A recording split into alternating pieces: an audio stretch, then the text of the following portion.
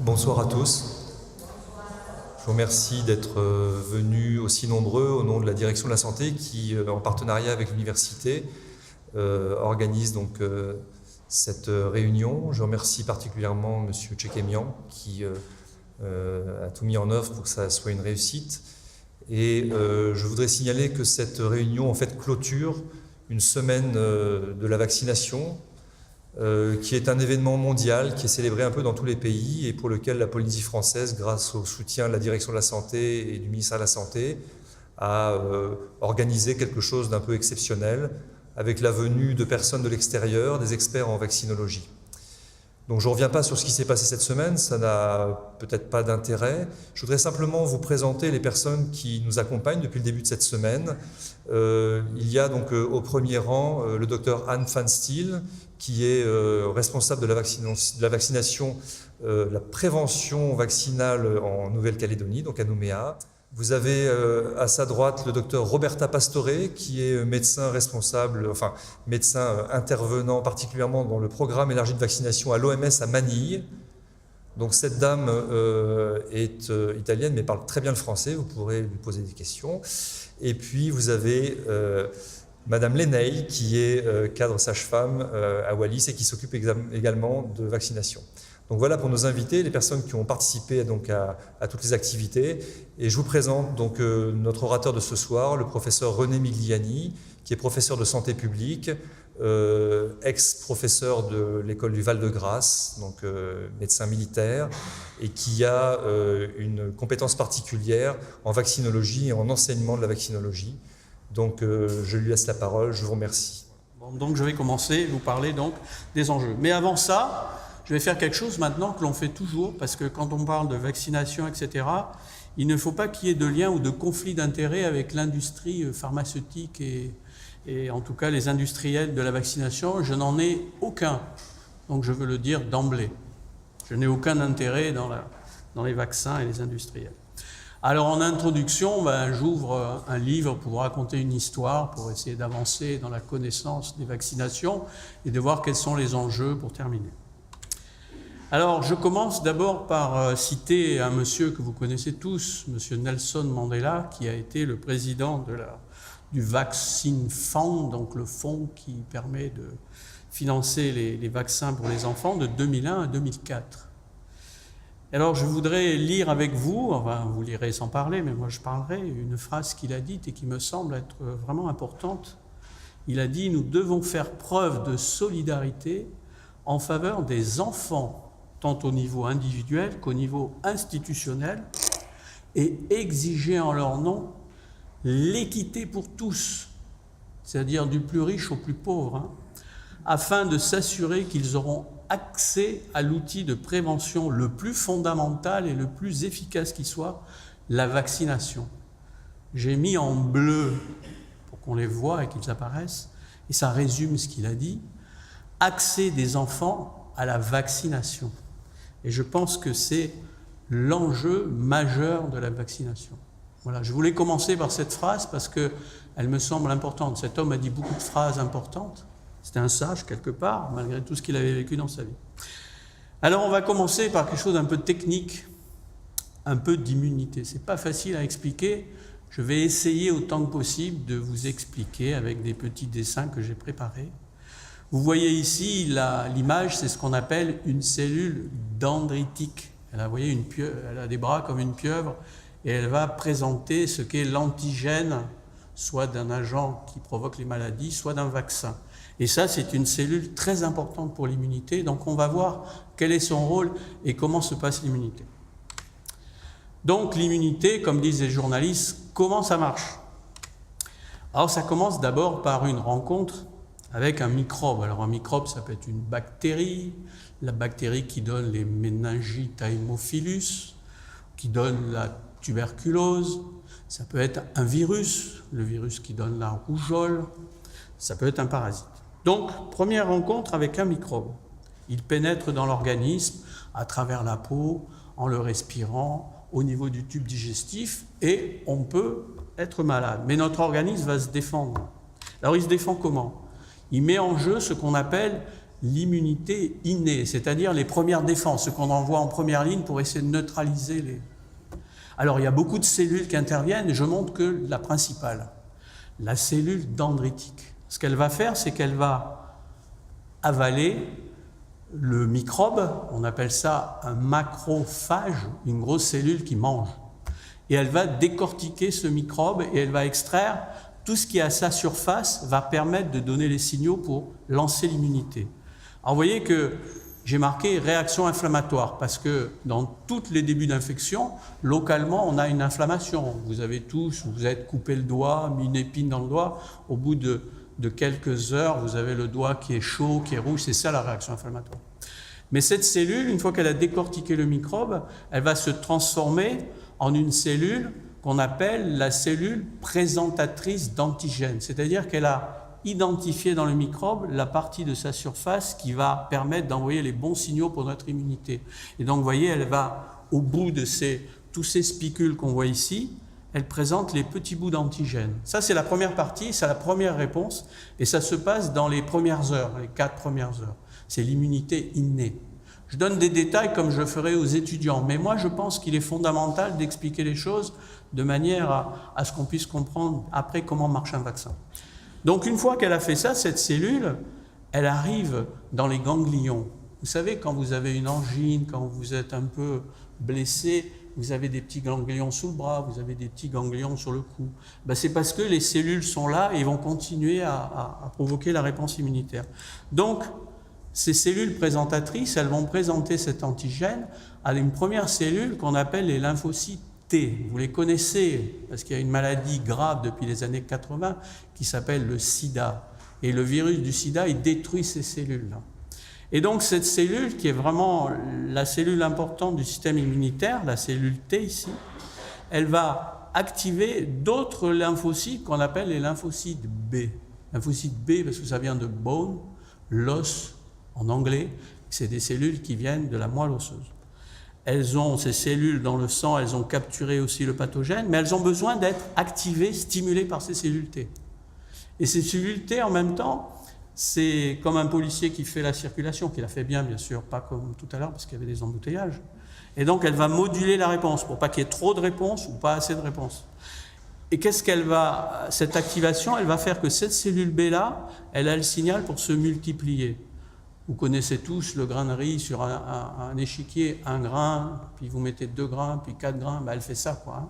Et donc ces cellules B, elles vont se multiplier.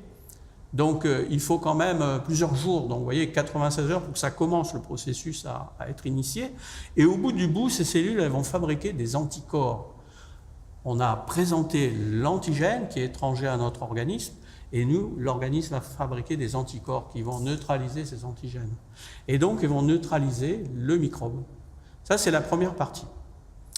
Alors, ce qui se passe, c'est que la personne qui a ça, ben, elle va être malade, parce que c'est un microbe pathogène qui va donner une méningite, qui va donner une infection respiratoire, et elle va se battre et elle va faire des anticorps. Alors, des fois, ben, si elle n'est pas traitée, malheureusement, le microbe est tellement virulent, tellement pathogène que la personne va mourir. Ou alors, elle va quand même réussir à se défendre, on va l'aider en la traitant et elle va guérir. Et elle va avoir des anticorps après. Donc, c'est la première partie. Le processus suivant qui est très important, c'est que ces cellules T et ces cellules B, elles vont fabriquer dans un coin de l'organisme des cellules à mémoire, qui vont garder en mémoire la rencontre avec ce microbe. D'accord ? Alors, la partie suivante, c'est qu'à un autre moment, on peut rencontrer à nouveau ce microbe, le même. Mais là, notre organisme s'est préparé. Et là, ces cellules à mémoire. Elles vont être stimulées et il va y avoir multiplication des cellules B ici, mais beaucoup d'avantages, quoi. Elles vont faire beaucoup d'anticorps. Et là, le microbe, il est neutralisé très, très rapidement. Ça va être plus rapide parce que notre organisme a en mémoire ce qui s'est déjà passé et il fabrique vite les anticorps. L'usine fonctionne plus vite. Et là, on va contrôler rapidement, on ne sera pas malade. Donc ça, c'est le principe de l'immunité. Et les personnes qui ont inventé les vaccins, qui ne connaissaient pas l'immunité à l'époque, en fait, vont utiliser sans le savoir cette mécanique. Alors comment ils vont faire et comment finalement un vaccin, ça marche? Comment la vaccination, ça marche? Elle s'appuie sur ce schéma que je viens de vous expliquer. Donc, Là, c'est un vaccin qui va être mis dans l'organisme par une injection dans l'épaule, des fois par quelques gouttes qu'on avale, des fois même certains vaccins, c'est par le nez, il y a un vaccin par le nez. Et donc, on va mettre en présence de notre système immunitaire un vaccin. Ça peut être un vaccin atténué, c'est-à-dire qu'il est vivant, mais il ne provoque pas la maladie. Ça peut être un vaccin complètement inactivé, il ne peut pas provoquer la maladie. Ça peut être un morceau, simplement, de ce pathogène. C'est des vaccins qu'on appelle sous-unitaires. Et avec les recherches depuis des années, on vient à purifier, à faire des vaccins unitaires. On prend que le morceau qui est utile pour stimuler l'immunité. Bon, peu importe. Donc là, c'est un vaccin qu'on injecte, et c'est la même chose que tout à l'heure. La cellule dendritique capture cette partie-là, la décortique en petits bouts, présente l'antigène utile qu'elle va présenter, si vous avez bien compris, aux cellules T, qui vont activer les cellules B, et les lymphocytes B, ils vont fabriquer des anticorps. Donc, avec cette rencontre, et bien sûr, il va y avoir des cellules à mémoire. C'est le même mécanisme, hein.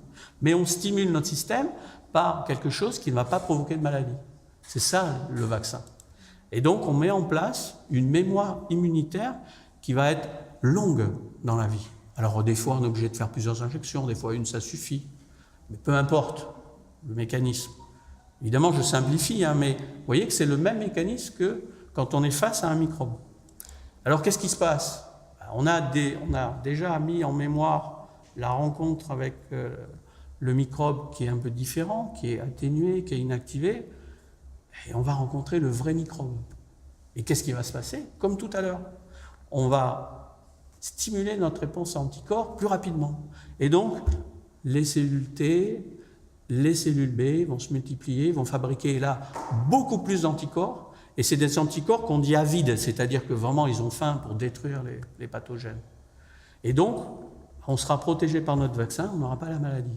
Voilà en 2 diapositives. J'ai pris du temps pour l'expliquer parce que je pense qu'il faut avoir compris ça. J'espère que vous m'avez compris. Je ne vous ai pas fait 2 cellules avec les anticorps rapides. Je vous ai vraiment expliqué le fond de ce qu'est l'immunité.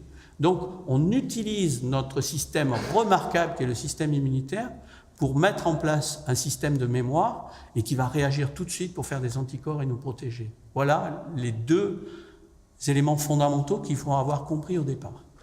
J'espère que vous l'avez compris. Alors, je veux quand même souligner un homme qui a été à l'origine de la découverte de ces cellules.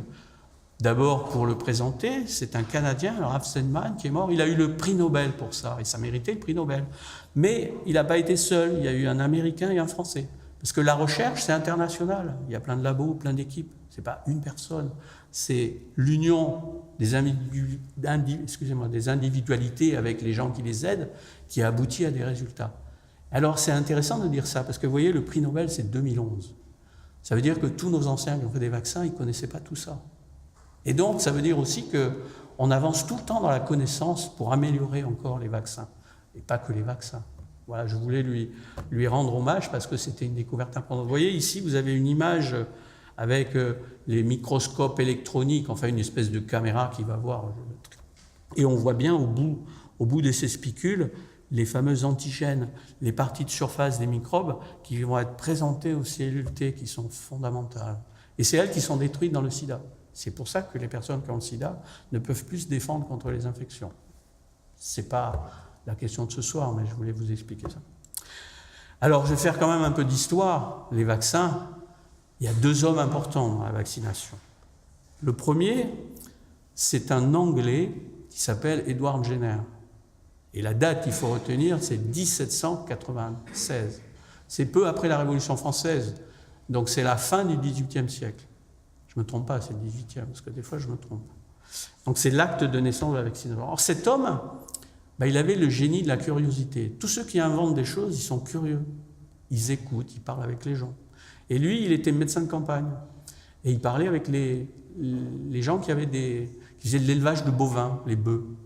Et en parlant avec eux, ils lui ont dit, vous savez, docteur, il semble que nos treilleuses, là, vous savez, il n'y avait pas les machines à l'époque, c'est des femmes qui faisaient la traite des vaches.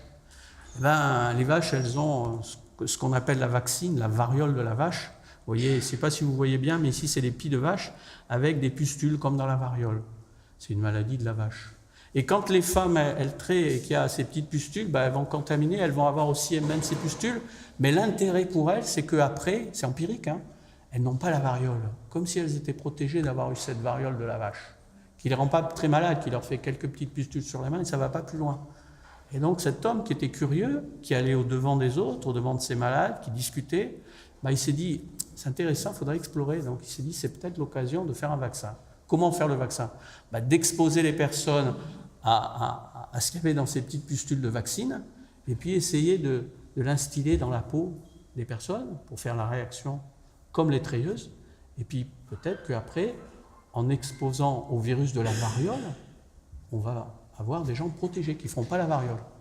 Et c'est ce qu'il a fait. Donc il a pris un... Je ne sais pas si vous voyez bien sur les images. Ouais, c'est un peu plus clair que sur mon écran qui est très foncé, mais bon, peu importe.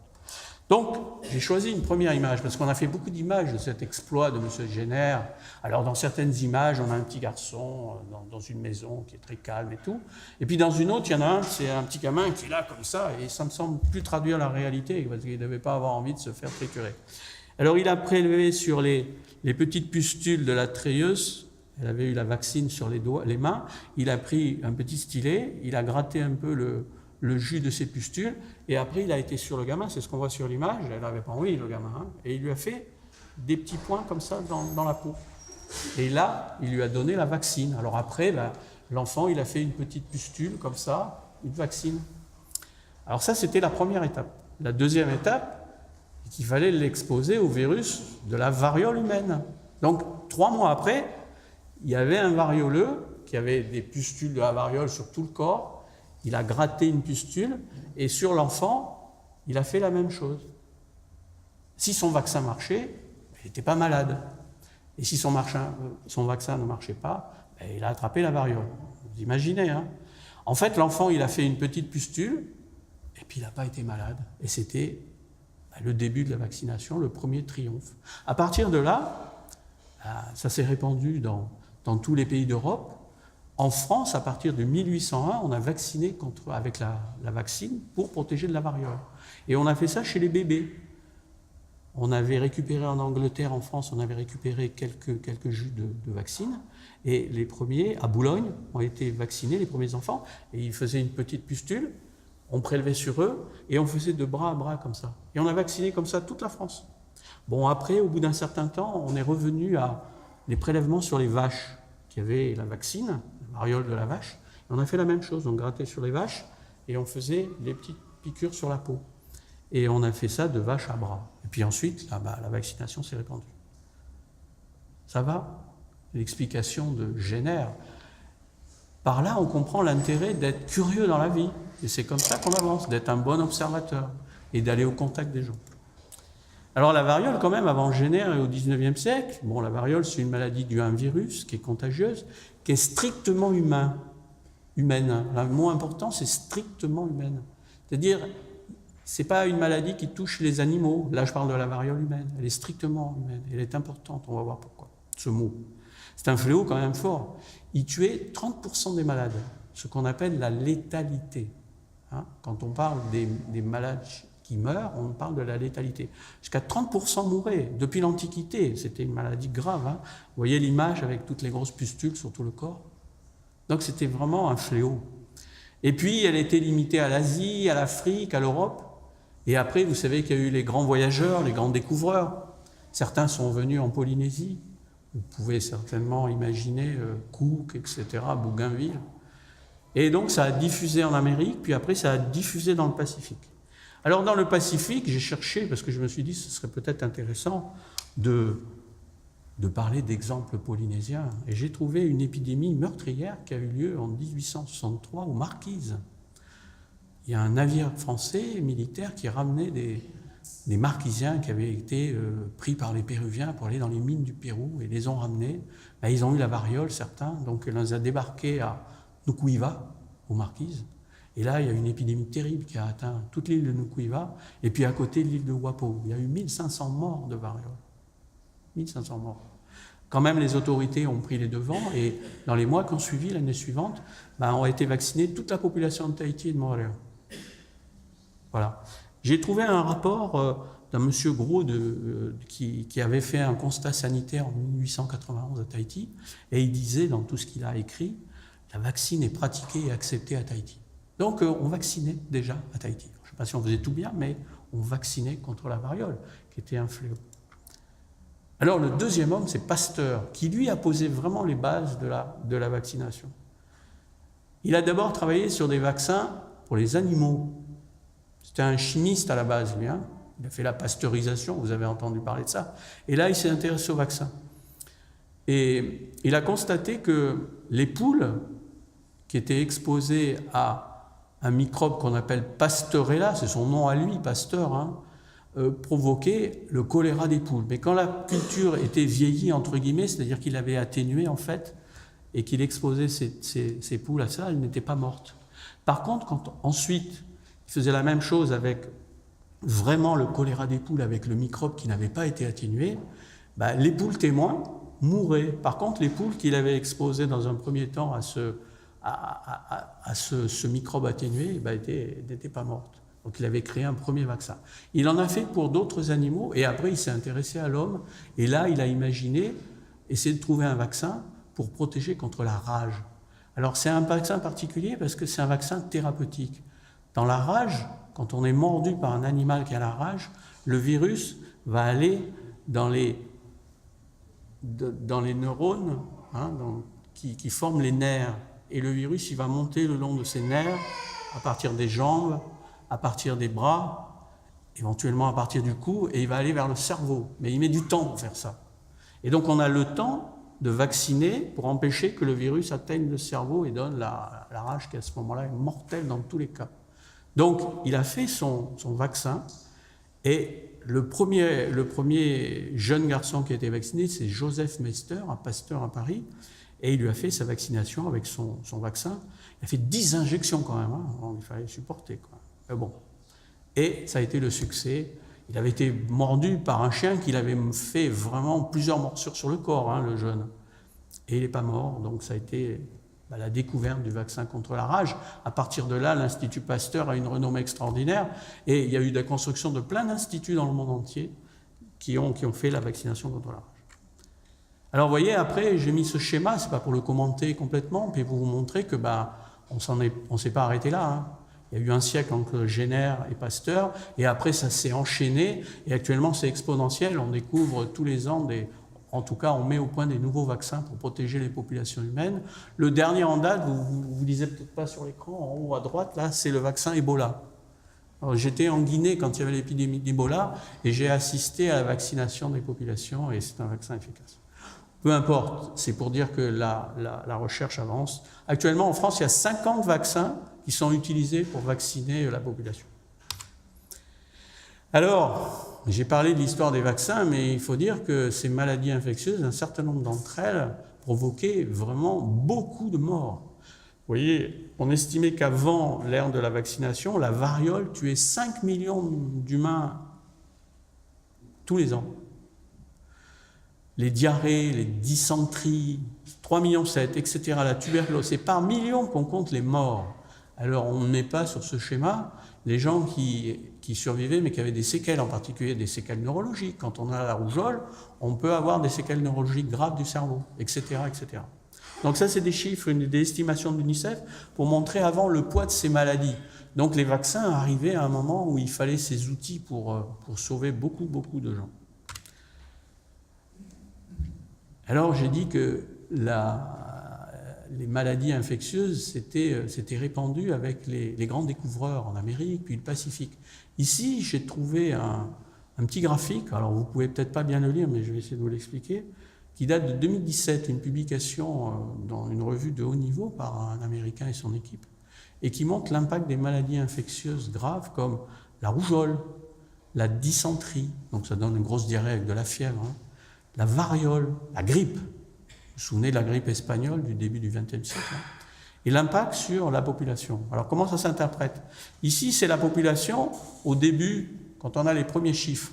Et après, ici, c'est la baisse de la population, et là, c'est la remontée des populations. Et on voit que, en gros, pour Tahiti, les Marquises Sud, les Marquises Nord, Moorea, Dans cette période du XVIIIe siècle, on a eu à chaque fois une baisse importante de la population, simplement liée à ces maladies, parce que ces populations n'avaient jamais rencontré ces agents pathogènes, et ils étaient naïfs, comme on dit, et donc très fragiles, comme les bébés, les tout petits. C'est pour ça qu'on vaccine les tout petits.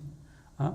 Et donc beaucoup mouraient, tellement que vous voyez les chiffres. Si je prends les Marquises Nord, bon, il y a eu une petite remontée là, mais quand ils ont été atteints par les épidémies, ils ont perdu 75% de la population. Ici, j'ai placé l'épidémie de variole dont je vous ai parlé en 1863, qui a touché 2 îles simplement des Marquises. Donc ça a eu un impact terrible. C'était la même chose en Amérique du Sud. Vous savez que les populations amérindiennes vivaient isolées, loin de tout dans les forêts, et quand sont arrivés les premiers conquérants, etc., ben, ils ont eu les mêmes maladies, il y a eu beaucoup de morts.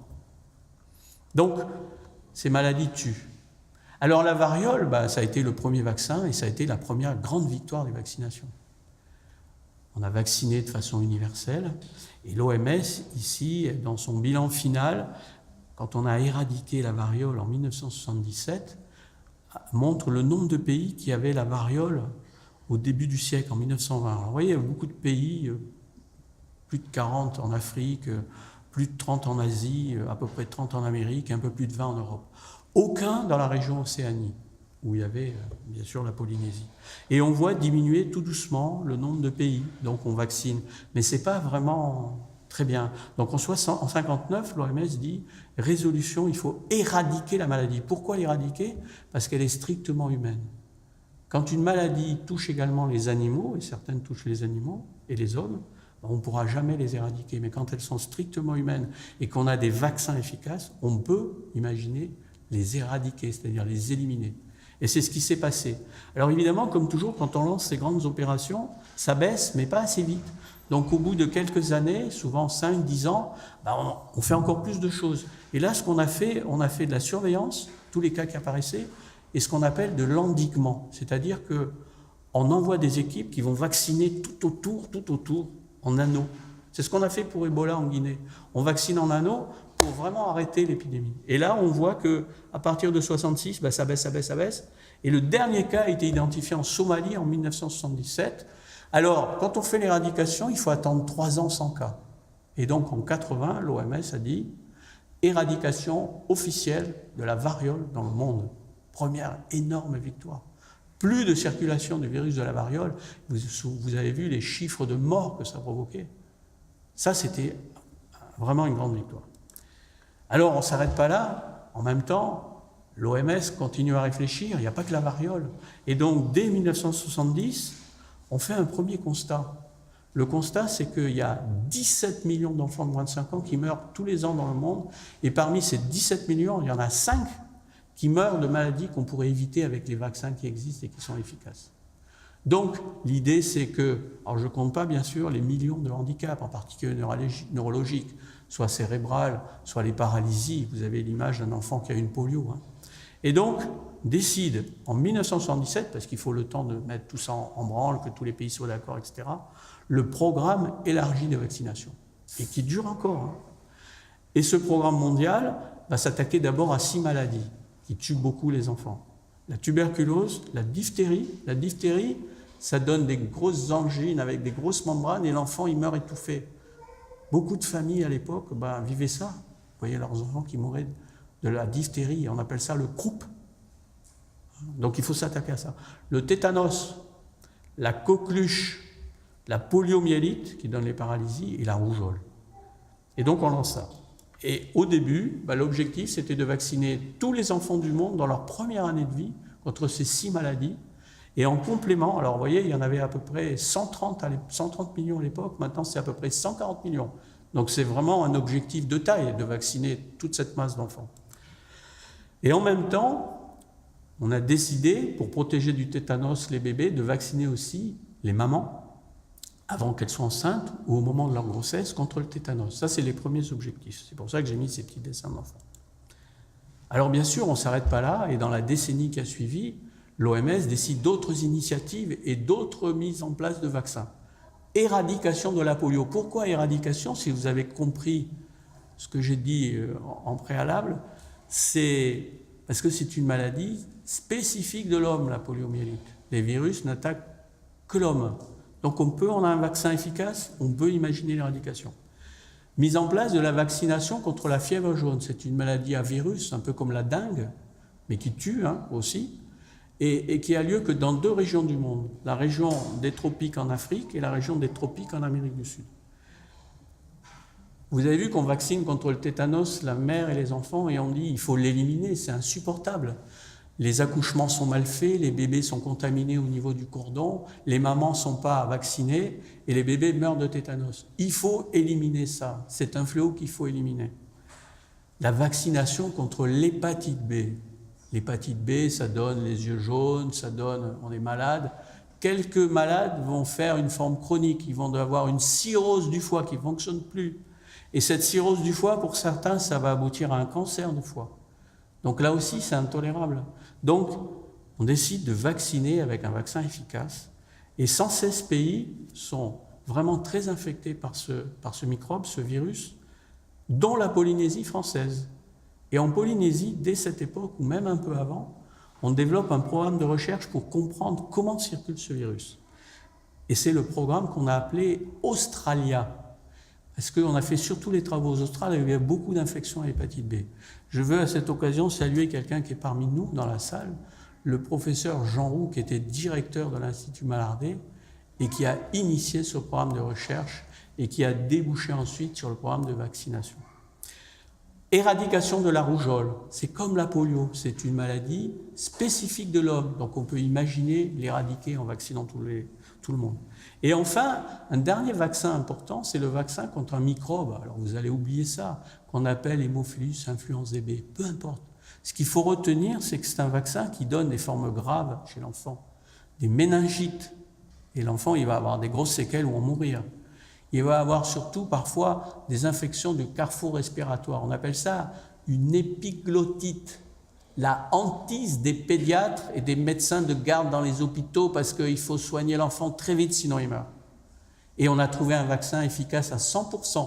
Et depuis qu'on a mis en place ce vaccin, ces maladies ont disparu. C'est un vaccin important, ça. Alors, quand on veut mesurer si on travaille bien dans le PEV, on regarde d'abord si on fait bien les vaccinations des enfants. C'est ce qu'on appelle la couverture vaccinale. C'est le pourcentage d'enfants qui ont bien eu les vaccins qu'on devait leur administrer. Alors vous voyez que dans un premier temps, tous ces vaccins qu'on devait faire contre la tuberculose, la polio, etc., eh bien, la couverture, elle monte pour tous. Dans les 10 premières années, c'est un triomphe.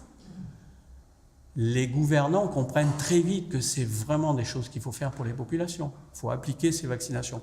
Et donc, il y a des couvertures qui montent très très vite. Par contre, au bout de 10 ans, ça s'essouffle un peu, comme souvent dans ces grands programmes. Il y a, vous voyez, un plateau, stagnation. L'objectif, quand même, était ambitieux. Et on doit atteindre ça. Il faut vacciner pour tous ces vaccins au moins 95% des enfants. Et on va voir pourquoi c'est 95. Et vous voyez, on met en place des nouveaux vaccins. Alors, il faut relancer le programme comme pour la variole tout à l'heure. Et là, c'est l'idée qu'il faut s'allier au niveau du monde. Maintenant, on est tous dans le même village planétaire. On n'est plus tout seul dans son coin, on travaille tous ensemble. C'est mieux pour avoir des moyens. Et on lance l'Alliance mondiale pour les vaccins et les vaccinations en abrégé. Donc l'acronyme, c'est Gavi, pour Global Alliance for Vaccines and Immunization. Ça veut dire la même chose, mais en anglais. À partir de 2000, ça stagne, donc on fait ça. Alors c'est M. Bill, avec sa femme Melinda Gates, qui ont l'idée de cette initiative. C'est un monsieur très riche, vous savez qu'il est souvent l'homme le plus riche de la Terre. Et il a décidé de consacrer une grande partie de sa fortune à la santé des enfants. Donc il lance cette idée qu'il faut avoir une alliance mondiale pour les vaccinations. Alors cette alliance, je pourrais le citer vite, mais je pense que ça vaut le coup de se poser pour expliquer. L'OMS, grand organisme de régulation de la santé, l'UNICEF, c'est l'agence des Nations Unies qui s'occupe spécifiquement des enfants. La Banque mondiale, le grand financeur mondial, la Fondation Gates, bien évidemment, avec son apport financier et tout. Les gouvernements du Nord et du Sud, on est tous sur la même planète, donc ceux du Nord et ceux du Sud, etc. Les ONG qui travaillent, les clubs services, le Rotary par exemple, le Rotary Club, vous avez entendu parler de ça? C'est un club service qui travaille et qui aide spécifiquement pour la polio, pour des raisons historiques avec les États-Unis. Les universitaires, c'est important de le dire parce qu'il faut beaucoup de recherche. Donc, il y a des universités qui vont travailler à aider avec des laboratoires, etc., à avoir les idées de vaccins. Et puis bien sûr, les industriels qui vont fabriquer les vaccins. Donc c'est cette grande alliance-là qui va relancer les vaccinations. Donc elle veut un accès aux services de vaccination pour les enfants, c'est le plus important, des vaccins sûrs, utiles, un soutien technique et financier, il faut beaucoup d'argent, l'introduction de nouveaux vaccins, on ne s'arrête pas aux 6 premiers, on a vu que c'est déjà fait, et puis de la recherche de nouveaux vaccins, et en particulier pour 3 maladies. La première, c'est le paludisme qui tue beaucoup d'enfants, en particulier en Afrique. Encore actuellement, 600 000 enfants meurent tous les ans de paludisme. La tuberculose. Certes, le BCG existe et il a comme avantage de supprimer, d'empêcher les formes graves de l'enfant, des méningites graves de l'enfant. Et puis, le vaccin contre le sida. Et on va voir que pour l'instant, on n'a pas trouvé. Donc, il faut continuer les recherches. Alors, on voit la suite, cette initiative. Donc, les couvertures augmentent, mais elles n'atteignent pas encore 95%. L'hépatite B qui est installée, vous voyez, ça monte très vite et ça atteint quasiment les autres couvertures. Et puis, toutes les autres en place commencent à augmenter. On fait de plus en plus de vaccins dans le monde. Là, c'est la situation mondiale, c'est-à-dire l'ensemble des pays. Là-dedans, c'est des moyennes. Il y a des pays très riches, donc qui ont des couvertures beaucoup plus élevées, et des pays très pauvres qui ont des couvertures plus basses. Mais ça, c'est des moyennes générales. Donc, ça avance dans le bon sens. Alors, quand on a vu la couverture, ça doit avoir un effet. On doit avoir diminué les maladies pour lesquelles on vaccine. Et on regarde ce qu'on appelle l'incidence, donc les nouveaux cas de ces maladies. J'ai mis la diphtérie. On est parti en 80 de à peu près 100 000 cas, on est actuellement à 7 000. On a baissé la diphtérie de 99% grâce aux vaccinations. Le pic que vous voyez ici, c'est dans l'ex-URSS. Pendant quelques mois, ils ont arrêté les vaccinations et il y a eu une énorme épidémie. 50 000 cas, 1700 décès. Quand on arrête les vaccinations, on a toujours des épidémies. Le deuxième cas, c'est le tétanos néonatal pour les bébés. Pareil, ça baisse de 94%. Troisième, la rubéole. La rubéole, c'est grave quand c'est la femme enceinte qui est touchée, parce que le virus va contaminer son bébé et il va avoir des séquelles neurologiques graves, il va être sourd, etc. Donc il faut vacciner avant, etc., pour que les bébés soient protégés. La maladie suivante qui est importante, c'est la rougeole. Alors vous voyez, la rougeole, de la même manière, la couverture a augmenté. On a décidé d'éradiquer la rougeole en 1997, donc on a rajouté aussi une deuxième dose, parce que certains enfants échappaient, donc on veut les rattraper par cette deuxième dose. Parce que des fois, le vaccin, il ne marche pas pour certains, donc on veut être sûr, en faisant une deuxième dose, qu'ils seront protégés. Et vous voyez, de la même manière, on est passé de 4 millions de cas à peu près 200 000 cas maintenant, donc une baisse de 95%. Donc les vaccins ont un impact fort sur les maladies pour lesquelles on vaccine. Alors, il n'empêche que quand on ne vaccine pas assez pour la rougeole, on a des épidémies. Et c'est ce qui s'est passé en France dans les années 2008-2011. Il y a eu une épidémie qui a fait 20 000 cas. Donc, vous voyez, la troisième vague, c'est 16 000 cas. Parce que le virus, donc la maladie a évolué, et à la fin, elle a touché une région où il n'y a pas assez de vaccination en France. Il y a des régions où on ne vaccine pas assez contre la rougeole parce que les populations résistent à cette vaccination. Et il y a eu cette énorme épidémie qui a quand même provoqué, et alors c'est dû essentiellement au fait que les personnes n'étaient pas vaccinées. C'est une maladie où il faut vacciner plus de 95% si on veut vraiment la contrôler. 10 décès, ça ne vous paraît pas beaucoup, mais maintenant, vous savez, tout décès compte. Ce qui est important à voir, c'est que 7 de ces décès, c'était des personnes qui n'avaient pas un système immunitaire qui marchait bien. Et ces personnes-là, elles doivent bénéficier de la vaccination des autres pour être protégées. Et ça montre bien que ça ne fonctionne pas, puisque 7 immunodéprimés sont morts, parce que les autres ne se sont pas bien vaccinés. Alors, ça me fait parler d'un élément qui est fondamental aussi, qu'il faut avoir compris. Les vaccins ont 2 effets. Le premier, c'est un effet individuel. Quand on se vaccine, on se protège soi-même, on développe son immunité, que je vous ai montré au début, individuelle. Et donc, ça nous protège de la maladie. Il faut quand même nuancer cette affirmation, parce que certains vaccins sont efficaces à 100%, je vous ai parlé de l'hémophilus, le tétanos, mais il y a des vaccins qui sont un petit peu moins que 100%. Donc, il y a quelques personnes vaccinées qui ne vont pas être protégées. Mais elles vont être protégées par le fait que tous les autres sont bien vaccinés. C'est ce qu'on appelle l'immunité de groupe. Donc, quand on a vacciné plus de 95% d'une population d'enfants, on va protéger ceux qu'on n'a pas pu vacciner, ceux pour lesquels les parents ont refusé. ils vont bénéficier de cette immunité de groupe. D'accord? C'est très important ça. Les personnes âgées, parce que les personnes âgées, elles commencent à avoir le système immunitaire qui fonctionne moins bien. Donc, elles ne répondent pas toujours parfaitement au vaccin, par exemple le vaccin contre la grippe. Donc, si on vaccine beaucoup, elles vont être protégées. Alors, il faut retenir, la vaccination, c'est un acte individuel. La maman va dire, je protège mon enfant si je le vaccine, je me protège si je suis vacciné. Et puis, c'est en même temps un acte solidaire, altruiste. Je protège les autres. Je protège les plus fragiles. Quand tout le monde est bien vacciné, les plus fragiles de la population sont protégés. Les microbes ne peuvent plus pénétrer et circuler dans la population et provoquer les maladies. Il faut avoir compris les deux facettes des vaccins.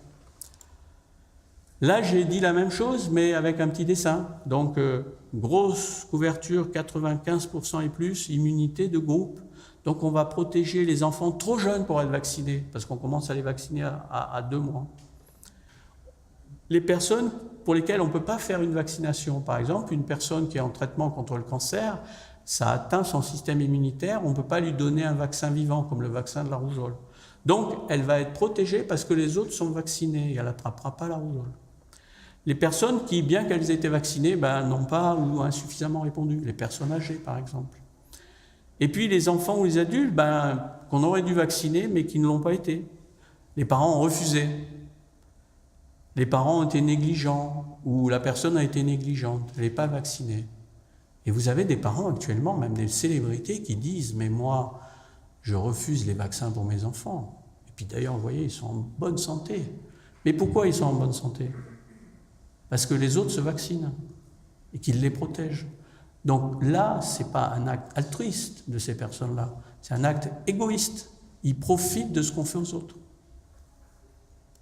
Je pense que c'est un élément important qu'il faut avoir compris, ça, l'immunité individuelle, on se protège, et en même temps, si tous on se vaccine, la somme de toutes ces vaccinations, ça protège tout le monde, et ça protège surtout les plus fragiles derrière.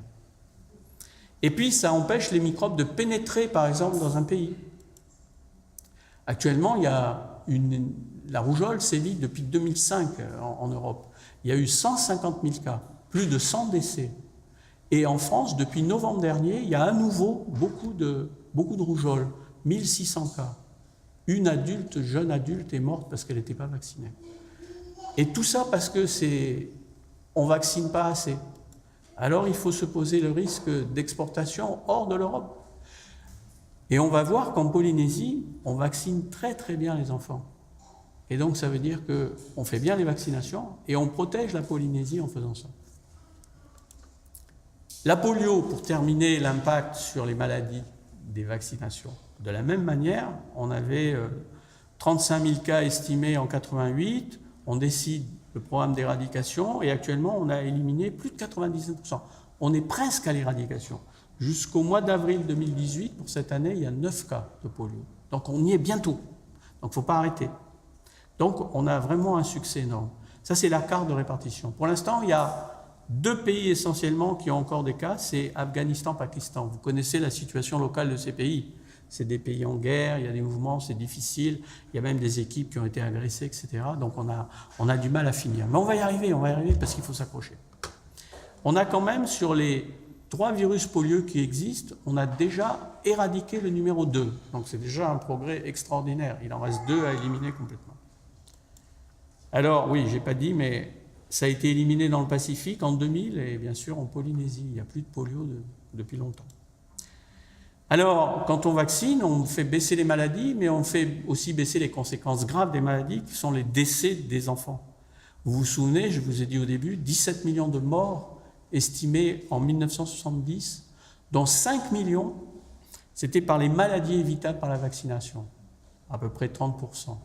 Et puis on voit qu'au fur et à mesure que on met en place des mesures de sauvegarde des enfants, pas seulement les vaccinations, mais l'eau, les traitements des diarrhées, etc., l'hygiène, on a une baisse du nombre de morts dans le monde des enfants. En 2015, il y a à peu près 6 millions d'enfants qui décèdent encore de maladies infectieuses, dont 1,5 million par les maladies qu'on peut éviter par les vaccins. Ça veut dire que On a eu donc cet impact avec la vaccination et les autres mesures, et on a baissé le nombre de morts par ces maladies évitables par les vaccins de 70%. Mais quand même, il y a encore un bémol dans tout ça. Il y a encore 20 millions d'enfants dans le monde qui ne sont pas vaccinés. Et donc, ils s'exposent à ces maladies qui peuvent en mourir. Donc, il faut continuer à vacciner. Alors, la Polynésie, les vaccinations en Polynésie. Il y a un calendrier de vaccination qui est à peu près identique à la France, avec 8 obligations vaccinales. Donc, la France, vous savez que cette année, va en faire 11. Ben, la Polynésie, ça fait plusieurs années qu'il y en a déjà 8. Il y a à peu près 24 000 enfants qui sont vaccinés tous les ans.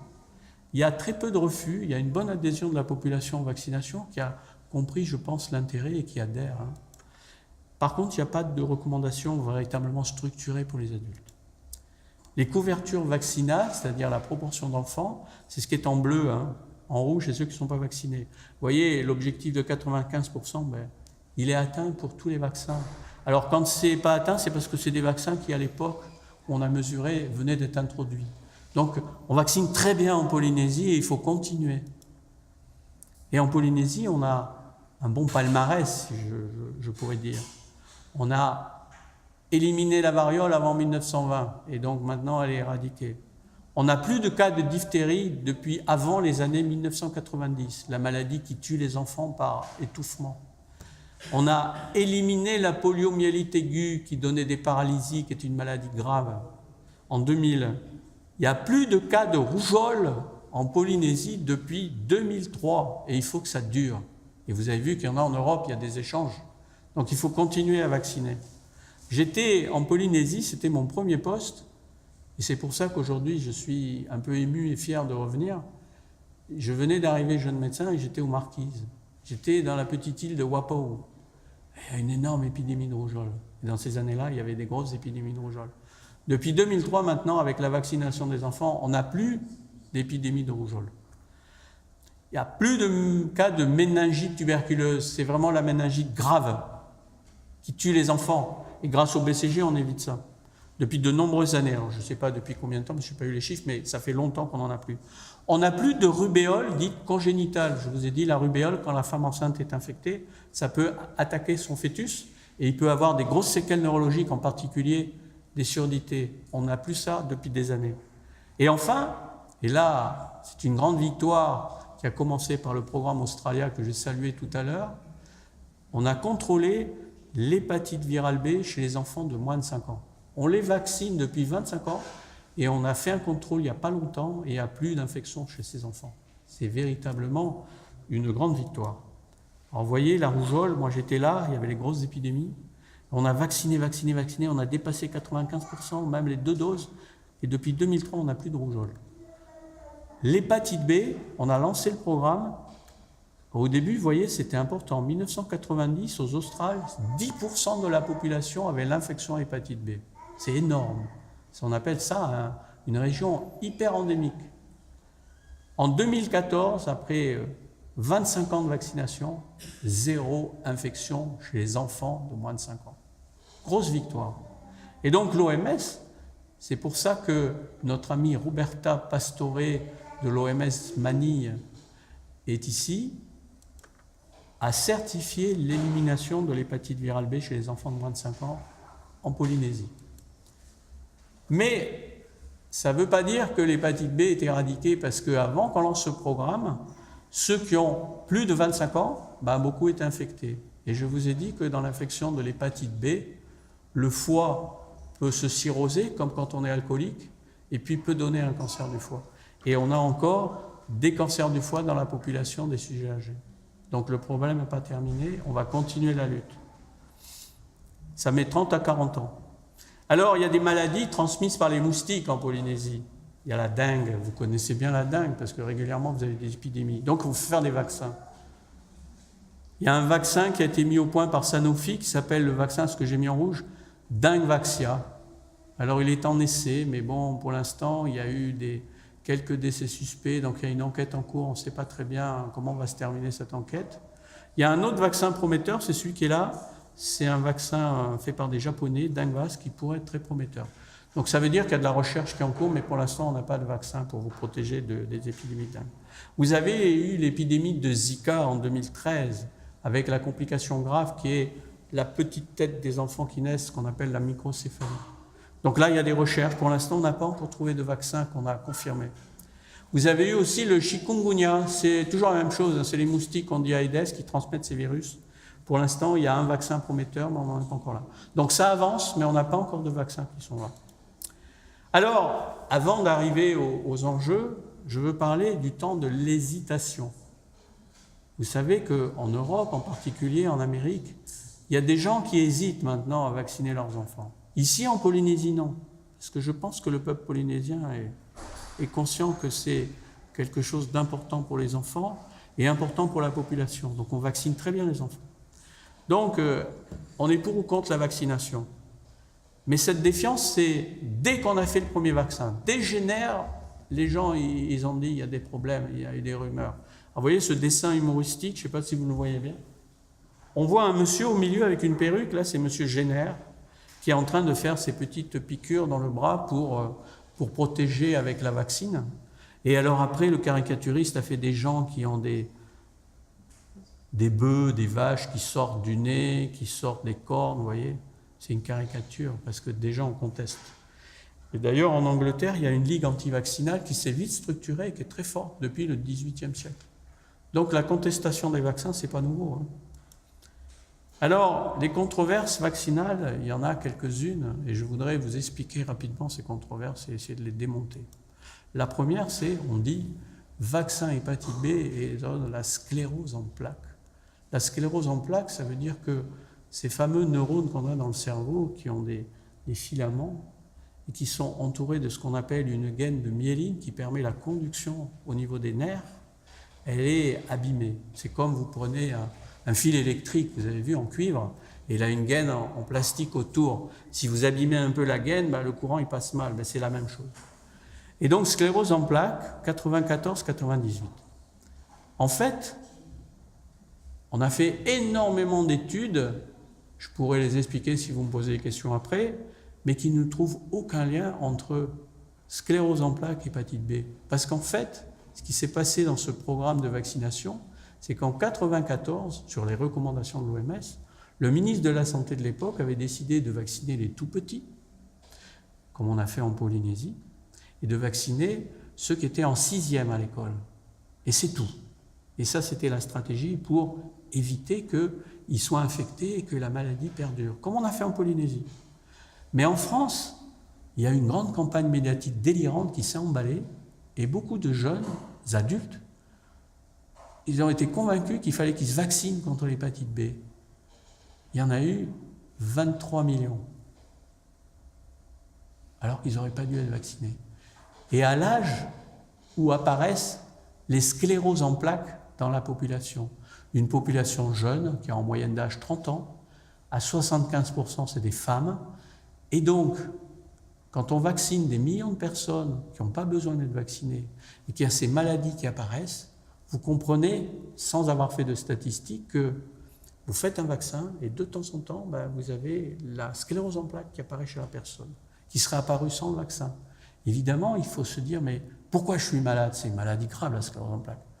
J'ai été vacciné il y a une semaine, il y a 1 mois, il y a 2 mois, il y a 6 mois. C'est à cause de ça que j'ai la sclérose. À partir du moment où certains disent ça, tout le monde dit ça. Et on a compté, il y a eu 250 cas à peu près qui ont dit c'est à cause de ça. Donc les autorités, les universitaires ne s'arrêtent pas à ça. Ils font des études, ils essayent de comprendre en comparant les gens vaccinés, les gens non vaccinés, est-ce qu'ils ont la maladie, pas la maladie. On n'a jamais trouvé de différence. C'est juste une coïncidence temporelle.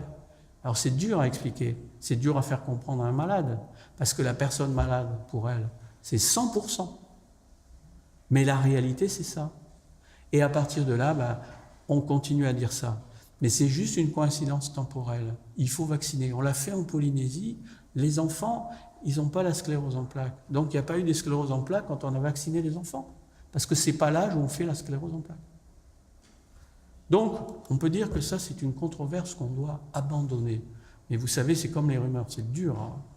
La deuxième, c'est vaccin, rougeole et autisme. Vous avez tous entendu parler de ça. Si je vous interroge, vous allez me dire oui, bien sûr. Alors là, c'est facile. C'est une fraude scientifique, une escroquerie. Le monsieur qui s'appelle Wakefield, qui a fait cette étude qui, soi-disant, trouvait un lien entre l'autisme et la vaccination contre la rougeole, il se faisait payer par des avocats qui voulaient attaquer les laboratoires pour avoir des sous. Il a trafiqué ces résultats, ça a été démontré. Et alors, il avait publié dans une revue prestigieuse qu'on appelle le Lancet. Mais le Lancet, au vu de toutes ces preuves, a retiré, ce qui est exceptionnel, l'article qui avait été publié dans cette revue. Je répète, il ne faut retenir qu'une chose, c'est pas rougeole et autisme, mais c'est escroquerie. Escroquerie. Mais c'est une escroquerie qui a fait du mal et qui continue. Et ce monsieur, il continue à travailler, bien, ayant été exclu de l'ordre des médecins anglais, il travaille aux États-Unis. Et il continue à faire du mal. Il continue à faire du mal. La couverture vaccinale rougeole en Angleterre a perdu 10% d'enfants. Ça veut dire quoi? Épidémie de rougeole, encéphalite à cause de la rougeole, décès à cause de la rougeole. Et ce monsieur, on ne l'a pas mis en prison. C'est une escroquerie, c'est une escroquerie. Il a fait ça pour avoir de l'argent. Ce n'est pas un scientifique. Donc c'est une controverse qu'on peut éliminer aussi, à mon sens. La troisième, c'est les adjuvants aluminiques, l'aluminium et la myofasciite à macrophage. C'est compliqué. Macrophage, je vous ai dit tout à l'heure, les grosses cellules qui mangent les microbes. Ça commence en 1998 en France et c'est une controverse qui n'existe qu'en France. Il n'y a qu'un chercheur qui travaille là-dessus. La myofasciite à macrophage, c'est juste la présence de macrophages qui contiennent des granules aluminium aux endroits où on a fait les injections. C'est ce qu'on appelle un tatouage vaccinal. On a identifié ça que chez les adultes. Et pourtant, on vaccine beaucoup les enfants. Ensuite, cet homme, il ne s'est pas arrêté là. Il y a des patients qui ont décrit des fatigues, des douleurs, plein de choses, un peu divers et variés. Il a dit c'est un syndrome, une association de signes. Et c'est lié à ça. Et depuis, il travaille, ça fait 20 ans. Il n'a jamais prouvé quoi que ce soit encore. Beaucoup d'études encore ont été réalisées pour montrer s'il y avait un lien entre ces symptômes et puis le fait d'avoir ce tatouage vaccinal. On n'a encore rien démontré et on ne démontrera jamais rien. Je pense que là encore, on peut éliminer cette controverse. Je vous ai présenté les 3 controverses majeures. Une, c'est un programme qui a dépassé ce qu'il devait faire. Le deuxième, c'est une escroquerie médicale. Et le troisième, c'est une recherche scientifique, mais qui n'aboutit à rien. Alors, on parle des adjuvants. Il faut dire que c'est des éléments importants dans la vaccination. Je reprends mon petit schéma du début. Quand vous mettez sous que l'organisme est confronté à une petite protéine très purifiée, comme le sont les vaccins maintenant, il y a la cellule dendritique qui fait son boulot, comme tout à l'heure. Mais ça va s'arrêter là. Elle ne peut pas donner le signal aux cellules T et aux cellules B. Donc il n'y a pas de réponse immunitaire. On est coincé, il n'y a pas de réponse anticorps. Donc il faut trouver une solution. Alors, les vaccins qui sont des protéines très purifiées, de plus en plus, c'est tous les vaccins qui sont en bas là. Les anatoxines, les vaccins, peu importe les noms, polysaccharidiques, les vaccins recombinants. Ils sont très très purifiés ces vaccins, des petites protéines. Et on n'arrive pas, si on les laisse seuls, à stimuler l'immunité qui fabrique des anticorps. Donc la solution, qui a été trouvée par M. Ramon en 1926, et depuis 70 ans on utilise ces adjuvants, a dit il faut associer un adjuvant, c'est-à-dire qu'il va aider à avoir une réponse immunitaire. Et on va coller à cette protéine vaccinale un adjuvant ici. Et donc là, comme tout à l'heure, c'est toujours mon schéma de départ, donc maintenant vous commencez à le connaître, ça fait 4 fois que je vous le présente. La cellule dendritique, elle décortique ça, elle présente l'antigène avec l'adjuvant, les cellules T vont faire leur rôle d'activation et de modulation pour les cellules B, qui vont se multiplier et faire des anticorps, il va y avoir des cellules à mémoire, et ça permet la réponse en anticorps, grâce à l'adjuvant, qui est indispensable. Et ça fait 70 ans qu'on les utilise, ces adjuvants, sans qu'il n'y ait jamais eu de problème, à part ce chercheur depuis 20 ans, qui nous explique qu'il y a... Alors, on a le droit de chercher, c'est pas, je ne dénonce pas qu'il cherche, c'est bien qu'il cherche. Mais ça fait... Et c'est un problème uniquement français. Il n'y a aucune équipe dans le monde qui a démontré quoi que ce soit. Les adjuvants, donc c'est les sels d'aluminium. Il y a d'autres adjuvants, je passe. Les adjuvants sont indispensables à la plupart des vaccins inactivés. Si on imaginait maintenant faire des vaccins sans adjuvants, il faudrait refaire tous les essais vaccinaux. Et on n'est même pas sûr d'avoir des bons résultats. Et ça prend 10 ans pour requalifier tout. C'est impossible. Donc c'est véritablement des éléments inoffensifs. Ça n'empêche qu'il faut quand même s'attacher à chaque fois essayer de prouver s'il y a un problème. Et les études sont toujours faites. Voilà. Alors j'en arrive à la confiance. La London School fait un grand échantillon mondial pour essayer de voir si les personnes qu'on interroge pensent que les vaccins sont importants pour les enfants. Est-ce que les vaccins sont globalement sûrs? Est-ce que les vaccins sont globalement efficaces? Et est-ce que les vaccins sont compatibles avec ses convictions religieuses? Ils posent ces questions-là aux gens qui sont interrogés dans le monde. Vous voyez, il y a 67 pays, 66 000 personnes. Et quand c'est en bleu, c'est que c'est plutôt d'accord ou tout à fait d'accord. Vous voyez qu'en majorité, c'est quand même du bleu. Mais de temps en temps, il y a un peu plus de rouge, et en particulier pour la sûreté des vaccins, et en particulier en Europe. Et la France est record du monde dans cette enquête. Les Français pensent que globalement, les vaccins ne sont pas sûrs. Mais parce que la France a vécu toutes ces controverses dont je viens de vous parler. Donc elle dit les vaccins ne sont pas sûrs. Alors bon, on peut nuancer parce que quelle est la valeur vraiment de cette enquête, mais peu importe. Elle dit des choses et elle montre bien qu'il y a une défiance, en particulier sur la sûreté des vaccins. Alors en Polynésie, la Polynésie n'est pas incluse dans cette enquête, mais elle le sera peut-être parce que comme toujours ces enquêtes, elles évoluent. Quand on parle d'indécision, c'est un phénomène très complexe en fait. Et on peut décrire dans une population 4 catégories de personnes pour les vaccinations. Ceux qui acceptent les vaccins, pour leurs enfants ou pour eux-mêmes, c'est l'immense majorité, il faut quand même le dire, c'est l'immense majorité. Il y en a quelques-uns qui refusent certains vaccins, c'est le rond orange, et il y en a qui refusent tous les vaccins. Ils sont 2%. 2%.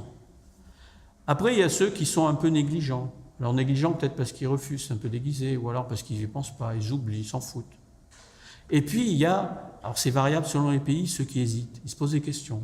Alors en France actuellement, les hésitants sont un peu importants, ailleurs ils sont moins importants, voilà. Ici en Polynésie, vous le savez, il y a une population polynésienne qui en général est assez adhérente et a confiance au vaccin, et puis vous avez une population qui vient d'ailleurs et qui, elle, est peut-être un peu plus hésitante et qui fait poser des questions et qui refuse certaines choses. Donc il y a un mélange un peu, surtout à Tahiti, hein. Le problème, c'est que toute cette hésitation, ce refus, ces négligences, ça fait baisser la couverture vaccinale en dessous de 95%. Et donc, il y a des risques de recirculation de maladies, d'épidémies. C'est ce qui se passe avec la rougeole. Donc, il va falloir apporter des réponses adaptées à tout ça. Alors, les facteurs qui vont influencer la décision de la personne de faire vacciner son enfant ou elle-même, c'est son expérience personnelle, c'est les connaissances qu'elle peut avoir. Vous êtes là ce soir, c'est un départ dans la connaissance de la vaccination. Il faut connaître les vraies informations, c'est important. Il faut qu'à l'école, on explique ça, etc. Donc, il faut connaître. Et puis, il y a l'expérience personnelle. On a peut-être vécu des problèmes dans sa famille ou pas, ou vu que les maladies ont disparu, donc on est plus favorable. Vous savez, nos anciens, quand il y avait les maladies, qu'on a fait les premiers vaccins, la diphtérie et tout, il y avait des morts dans les familles tous les ans, des enfants paralysés, des enfants qui avaient la méningite bactérienne. Quand on a mis les vaccins en place, ils n'ont plus vu ces morts. C'était extraordinaire. Il n'y a pas besoin de faire de statistiques. Les gens le voient. Les gens le voient. Et c'est un inconvénient quand on ne voit plus les maladies. Parce qu'on se dit, mais à quoi ça sert de vacciner puisqu'on ne voit plus les maladies? C'est ce qui se passe un peu actuellement. Après, il peut y avoir des convictions, des croyances personnelles. Il y a tout ce que dit la famille, les proches, les amis. Alors maintenant, avec les réseaux sociaux, ça compte, c'est important. On échange un tas d'infos qui, des fois, sont des fausses informations. Vous savez, on appelle ça maintenant des fake news sur les vaccins. L'impact des médias qui, tous les ans, vous rajoutent que ça donne ci, ça donne ça, et en fait, ils entretiennent cette défiance. Moi, je mets là le degré de confiance qu'on peut avoir avec les professionnels de santé. C'est important, les professionnels de santé. C'est eux qui sont à l'interface avec la population. Que ce soit des médecins, des infirmiers, des sages-femmes, les adjoints de soins dans les îles. Et c'est eux qui vont donner la confiance, expliquer qu'il faut vacciner. Vous voyez, importance des professionnels de santé. La dame dit, étant donné mon asthme, mon voisin m'a dit que je devais peut-être me faire vacciner contre je ne sais plus quoi, mais mon coiffeur est contre, ma boulangère a entendu à la radio que je devais le faire, et mon dentiste ne se prononce pas, on se croit aux élections. Alors, ça m'amène à parler de ce qu'on appelle la balance bénéfice-risque. Actuellement, la perception, pas en Polynésie, mais en France par exemple, c'est d'un côté en bleu, les maladies ont été pour la plupart, vous avez vu les chiffres, éliminées ou très raréfiées. Donc, on ne perçoit pas un bénéfice, il est méconnu, on a oublié les maladies, donc ce bénéfice dans notre tête, il est tout petit. De l'autre côté, on va surestimer les risques, parce qu'il y a des risques hypothétiques, ce que je vous ai montré, les controverses, qui ne sont pas démontrés, mais qui sont mis en exergue, en avant, on en parle tout le temps, dans les médias. Psychologiquement, les gens vont penser que c'est très fréquent, que c'est vraiment un problème, parce qu'on ne leur parle que de ça. Vous savez bien que les journalistes ne parlent jamais, alors ça ne vous parle pas ici en Polynésie, on pourrait dire les bateaux qui arrivent à l'heure, mais plutôt les bateaux qui arrivent en retard. C'est la même chose. Et donc, cette balance-là, elle est en faveur de risques, mais qui sont surestimés. La réalité dans tout ça, c'est l'inverse. C'est les vaccins, c'est très bénéfique. Ça a sauvé beaucoup de vies. Vous avez vu les millions d'enfants qui sont plus morts maintenant grâce aux vaccinations. Les cas évités, les handicaps, on les oublie parce qu'on parle toujours des morts, mais il y a ceux qui ont des séquelles neurologiques, etc. Les épidémies qu'on a pu éviter. Et c'est ça la réalité. Donc le bénéfice est immense. Et à côté, il y a quelques risques au vaccin. Vous les connaissez quand on vaccine. Vous avez vu cette réponse inflammatoire quand il y a les cellules dendritiques là. C'est quand on vous a fait l'injection, vous allez avoir une petite rougeur, une petite douleur, une petite induration, éventuellement un peu de fièvre. Mais tout ça va passer rapidement sans vraiment problème. C'est ça la réalité. C'est ça la réalité. Et c'est cette balance qu'il faut avoir en tête. C'est que la vaccination, c'est quelque chose de bénéfice vraiment pour les enfants et pour la population en général. On parle de balance bénéfice-risque. Donc je voulais vous le présenter. C'est ça que ça veut dire. C'est pas la perception qu'on en a qui est déformée par ce que nous disent les médias, ce que disent les réseaux sociaux, ce que disent les anti-vaccinaux sur les réseaux sociaux, qui disent toujours les mêmes choses. Ils ne sont pas nombreux en plus, mais ça se démultiplie et ça donne l'impression que c'est important. La personne qui va sur Internet, elle est paumée. Elle ne sait plus qui croire. Il faut croire en la science. Il faut croire en choses démontrées. Il faut croire en ce qu'on a montré de l'efficacité des vaccins. Ça a sauvé des millions de vies. Donc la balance bénéfice-risque, c'est celle-là. Donc il faut sauvegarder la confiance pour conserver ou rétablir la balance réelle. C'est un enjeu majeur. Et là, c'est le rôle principal des professionnels de santé. C'est eux qui sont en première ligne pour aider la population à comprendre ce qu'il faut comprendre qui est bon et bénéfique. Alors les enjeux, pour finir, j'ai presque fini. Je pense que ça va, vous n'êtes pas trop fatigué. Je parle doucement, mais bon. Donc je continue. Les enjeux de la vaccination. Je pense que le premier, il faut rapidement éradiquer la poliomyélite. On ne peut plus s'arrêter, on est dans une marche en avant. Il reste encore quelques cas, mais c'est toujours pareil. Ce n'est pas les premiers cas qui sont faciles à éliminer, c'est les derniers cas. Les derniers cas, c'est toujours le plus dur. Mais l'OMS et les équipes qui font la vaccination, vraiment sont sûrs et ont des succès. Je suis sûr qu'on va y arriver en Afghanistan, au Pakistan, et on va finir avec la polio une fois pour toutes, et ça sera un triomphe. Le deuxième enjeu qui me paraît important, c'est maintenir, parce qu'ici il y a la confiance, ou rétablir la confiance, d'abord des professionnels, parce que je vous ai dit, même en France, il y a des médecins qui ne comprennent pas tout, ne comprennent pas les adjuvants, qui croient en ce qu'on raconte sur hépatite B, etc., et qui sont parfois un peu contre les vaccins, ce qui est quand même bizarre, ou contre certains vaccins. Les populations, bien évidemment, envers les vaccinations, les autorités, alors là c'est compliqué, on pourrait faire une conférence là-dessus, parce qu'il y a souvent un passé historique et il y a un peu de défiance vis-à-vis des autorités. Je vous ai dit que j'ai été en Guinée pour Ebola, et il y avait un gros passif avec les autorités.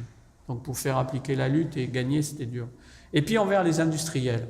Les industriels, ils fabriquent des vaccins efficaces et on dit, c'est le complot. Ils veulent juste faire du fric. Non, les industriels, ils font des vaccins. Et alors, des fois, vous avez vu, le vaccin contre la dengue, on a fait tout ce qu'il fallait. Et puis, quand on fait à grande échelle, on a des incidents qu'on n'a pas vus avant parce qu'on ne peut pas travailler sur des millions d'enfants. Maintenant, ils s'arrêtent, font une enquête, ils vont modifier. On va voir. Mais de toute façon, le vaccin ne sera pas diffusé.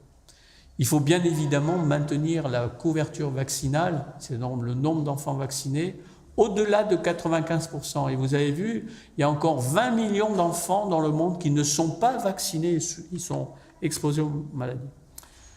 Il faut élargir à plus long terme les vaccinations utiles à tous les âges de la vie. En France, en France en particulier, on vaccine jusqu'à la fin de la vie.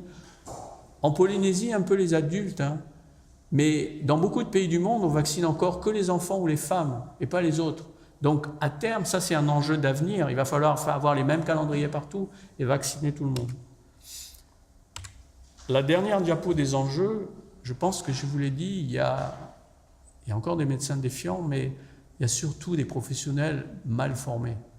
Moi-même, quand j'ai fait mes études il y a longtemps, j'ai pas un âge très avancé, mais quand même, je commence à avoir un peu d'âge. Je n'ai quasiment pas été formé à la vaccination. Quelques heures à la fac, j'ai oublié. On nous disait, il y a la vaccination, c'est efficace. Mais c'est tout.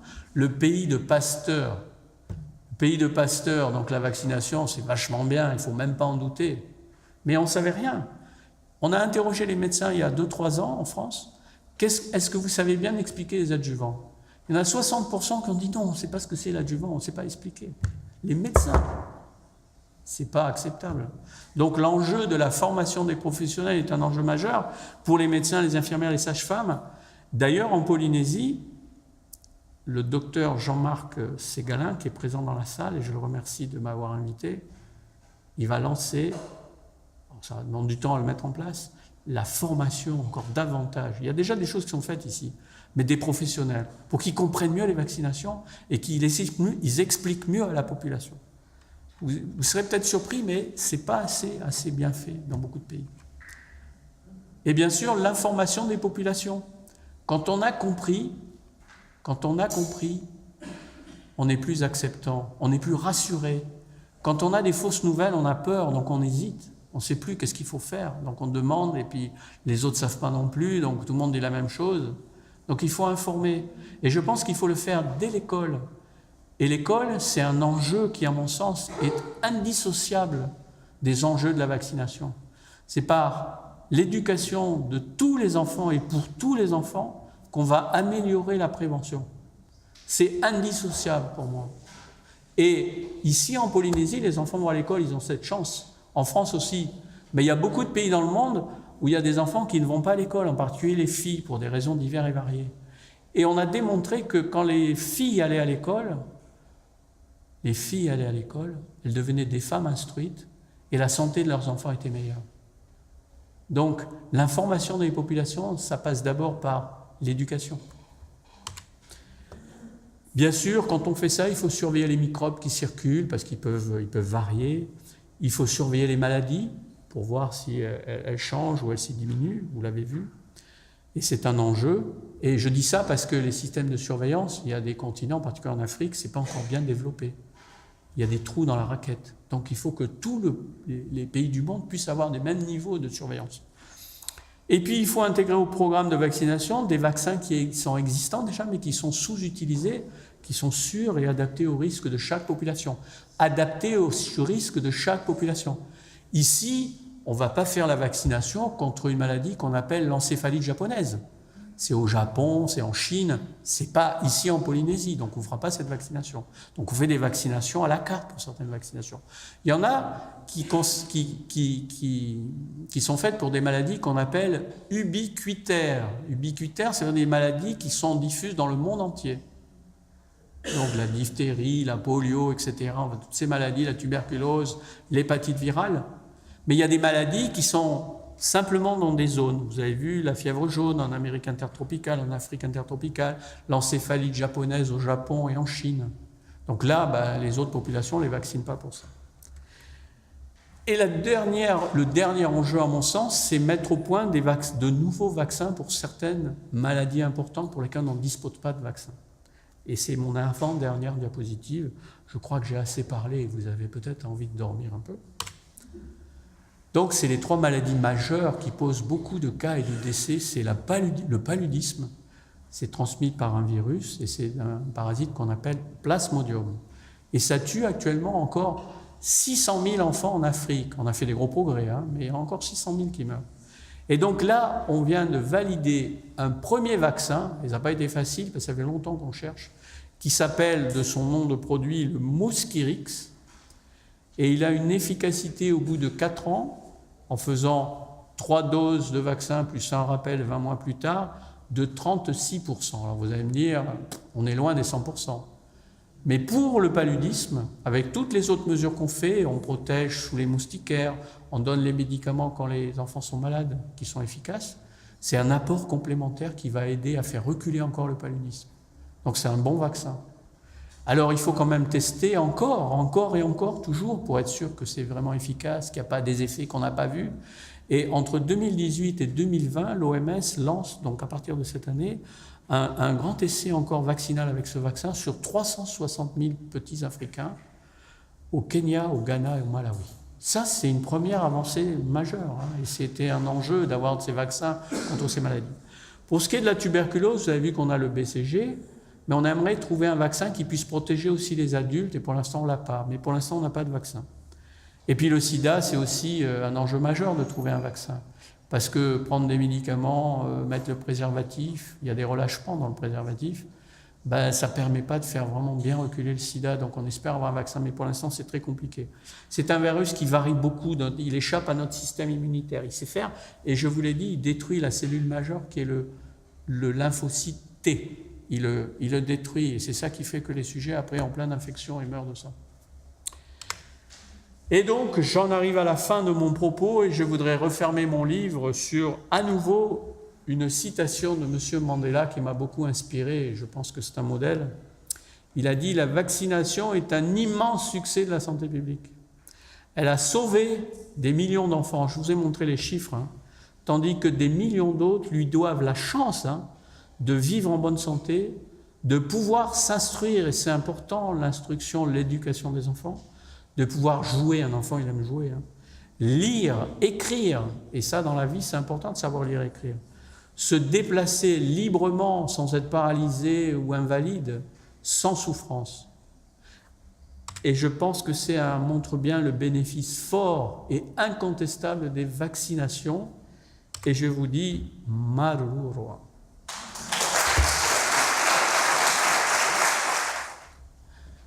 Alors, Madame demande, elle a peur, elle est hésitante, elle fait partie, vous avez vu ce petit cercle d'hésitants qui est plus ou moins grand selon les pays, et elle se pose des questions sur l'aluminium, les adjuvants aluminiques dans les vaccins, et elle se demande, elle dit que, alors ça je n'ai pas les chiffres donc je ne peux pas répondre, qu'il semble qu'il y a de plus en plus de Polynésiens qui ont un peu des maladies mentales. Alors ça je ne sais pas, on peut déjà se demander si les maladies mentales, il faudrait savoir lesquelles. Peut-être que c'est aussi la société qui change et qui fait qu'il y a plus de maladies qui sont dépistées mentales, je ne sais pas. Donc ça, je ne peux pas vous répondre. Je vais répondre ce que je vous ai dit.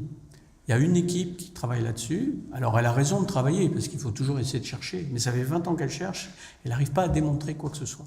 Elle a associé un tatouage vaccinal, c'est-à-dire il y a un peu d'aluminium qui reste dans quelques macrophages à l'endroit où on a fait les injections vaccinales, à des signes, des symptômes que les gens décrivent. Un peu comme vous vous souvenez quand il y avait la guerre du Golfe, on a dit le syndrome de la guerre du Golfe, et tout ça, ça reste un peu difficile à appréhender.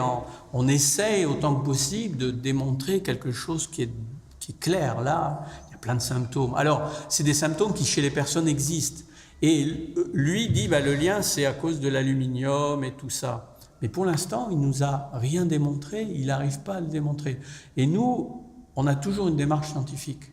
Alors je comprends que vous soyez inquiète, mais pour l'instant, on n'a jamais démontré de lien entre cette myomuscle fasciite à macrophage, c'est-à-dire qui contient les cellules que je vous ai montrées, là, qui mangent, et puis les symptômes que présentent les gens. Alors, ce n'est pas des symptômes que vous décrivez vous, hein. C'est des gens très fatigués, c'est des gens qui ont des douleurs, C'est pas exactement les syndromes, mais peu importe. Pour l'instant, on a fait beaucoup d'études dans tous les sens. Alors, on fait des études qu'on appelle cas témoins. On va avoir des gens qui ont ce syndrome avec la myofasciite, des gens qui ne l'ont pas, et on va regarder s'ils ont reçu les vaccins ou pas. On va aussi prendre des gens qui ont été vaccinés ou pas vaccinés, on les regarde dans le temps, est-ce qu'ils développent l'amour? On n'arrive pas du tout à démontrer. Et pourtant, je peux vous dire qu'il y a les équipes universitaires qui s'acharnent à le faire. On n'a pas démontré ça. Et donc, je comprends que vous soyez inquiète. Et toute l'idée, c'est de développer l'information, de développer ce que je viens de vous dire, là, vous expliquer. Nous, tant qu'on n'a pas démontré, le jour où on démontre un truc, il existe. On ne doute plus. Mais pour l'instant, ça fait 20 ans que cette équipe, seule au monde, travaille là-dessus et ne démontre pas la chose. Quand le professeur Jean Roux s'est intéressé à l'hépatite B aux Australes, il a tout de suite démontré des choses, de combien, comment ça circulait, comment on l'attrapait. C'est scientifique et on a compris, on a adapté le programme. Là, je ne peux pas vous dire autre chose que ça. Pour l'instant, on n'a pas démontré ça. Alors on va dire on ne l'a pas démontré, mais ça existe peut-être, bien sûr. Mais ça fait 20 ans qu'ils travaillent dessus, ils ne trouvent pas. Donc, il n'y a pas de problème. En plus, ces adjuvants aluminiques sont à des doses infinitésimales. Vous savez que c'est un des métaux les plus présents sur la Terre, l'aluminium. Vous savez combien il y en a dans la croûte terrestre, la croûte de la Terre? Non, mais ça fait rien. C'est pour vous dire que dans tout notre environnement, il y a beaucoup d'aluminium. 8% de la croûte terrestre. Presque 10%, c'est de l'aluminium. Quand on boit, on avale l'aluminium. Quand on mange, on a l'aluminium. Dans certains produits, avant, on avait des cosmétiques pour plus sentir sous les bras, et l'aluminium est pénétré. Dans les vaccins, quand on injecte ça à un enfant, dans les premières injections de la première année, c'est moins de 4 mg. Alors vous allez me dire, ça ne me dit rien. Mais c'est largement en dessous, en un an, hein, en dessous des seuils qu'on ne doit pas dépasser, qui sont définis par l'Europe, qui sont définis par l'OMS, et qui sont de l'ordre de plusieurs milligrammes par kilo de poids par semaine. Et là, c'est un an, moins de 4 mg. On a utilisé ça depuis 70 ans. On n'a jamais décrit ça. C'est uniquement les Français. Quand on est scientifique, quelque chose qui existe, on l'observe ailleurs. Et ça, c'est un critère qui dit peut-être qu'il y a quelque chose. On ne l'observe pas ailleurs qu'en France, parce que c'est une équipe qui travaille dessus. Ils ont identifié ce tatouage que chez les adultes. On devrait le trouver chez les enfants, si vous êtes d'accord avec moi, puisqu'on leur fait les injections. On ne trouve pas ces choses, ils n'ont pas ces symptômes, ils n'ont pas tout ça. Donc pour l'instant, tout ce qu'on décrit comme symptômes dont les gens se plaignent et ils pensent que c'est à cause de l'aluminium, on ne trouve pas de lien. Je ne peux pas vous dire autre chose. On ne trouve pas de lien scientifique. Alors, ça n'exclut pas que moi je suis médecin et je compatis à la souffrance des gens qui sont fatigués, qui ont mal, qui ne comprennent pas ce qui leur arrive. Ça, il faut les prendre en charge, c'est une évidence. Mais de là à admettre, alors qu'il n'y a pas de preuves scientifiques, que c'est parce qu'on a fait quelques vaccins qui ont très peu d'aluminium que les gens ont ça, non. Pour l'instant, moi, on ne m'a pas démontré qu'il y avait un lien avec ça. Donc, je n'y crois pas.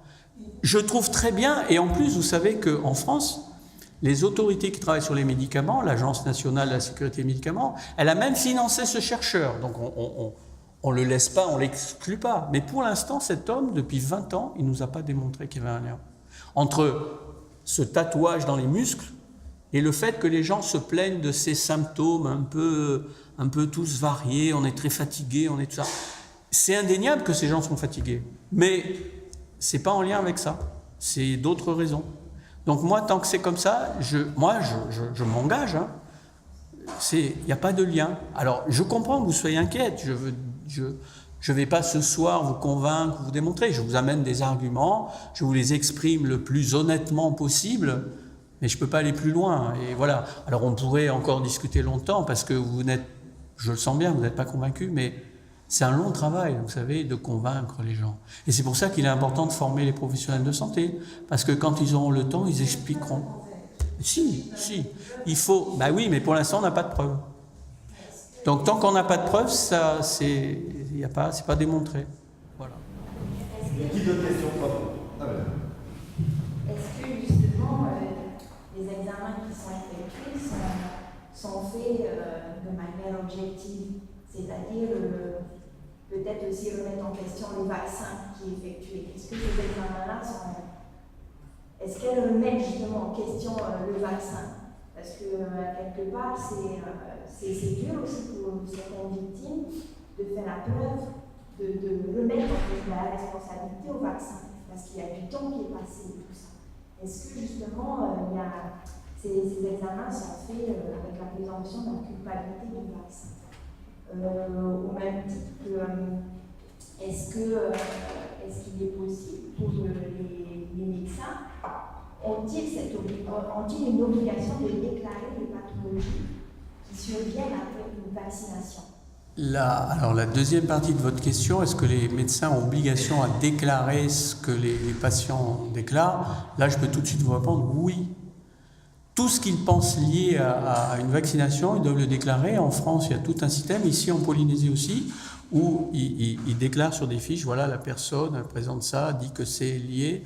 Alors après, bien sûr, on va mettre en œuvre tout un tas d'enquêtes.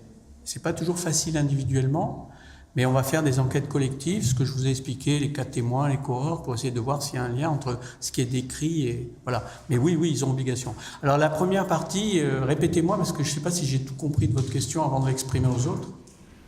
Justement, ma question, c'était est-ce que les examens qui sont effectués sur les cas qui ont été est-ce que est-ce que les cas qui ont été évoqués remettent en question le vaccin ou il faut à chaque fois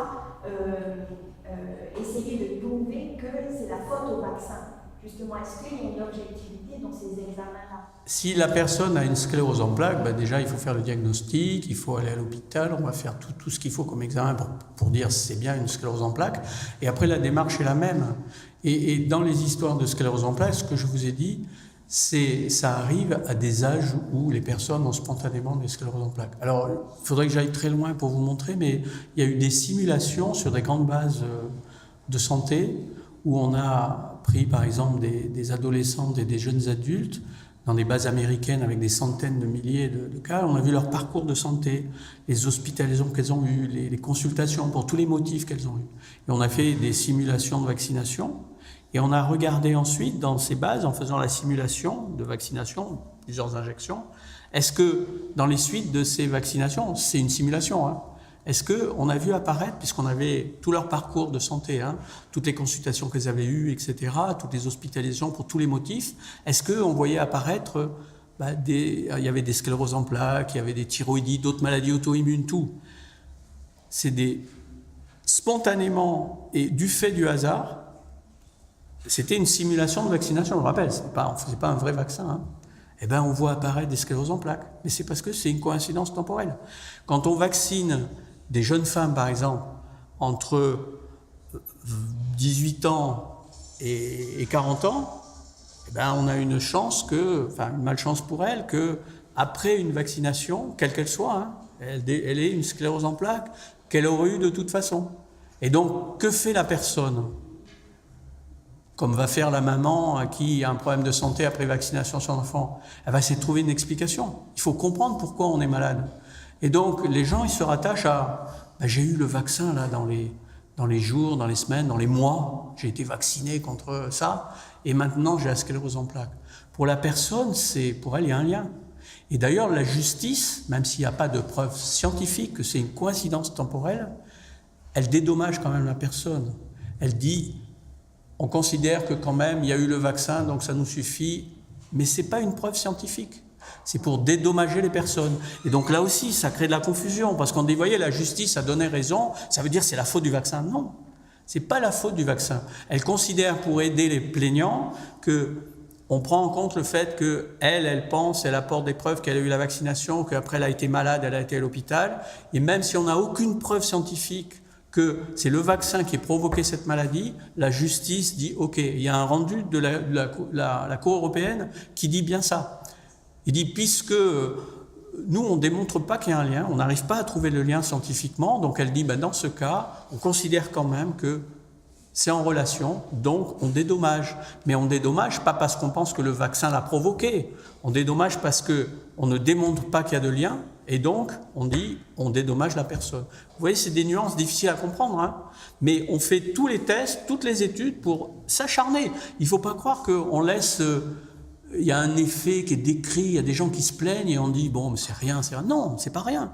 Il y a des universitaires, il y a des équipes de recherche qui font des études, ils vont rechercher des cas, ils comparent vaccinés, non vaccinés, ils essayent statistiquement de trouver la... Et ils trouvent rien. Et quand vous trouvez rien, ben vous trouvez rien. Qu'est-ce que vous voulez faire? On ne va pas dire qu'il existe quelque chose si vous n'arrivez pas à le démontrer. On fait de la science, on ne fait pas de la magie.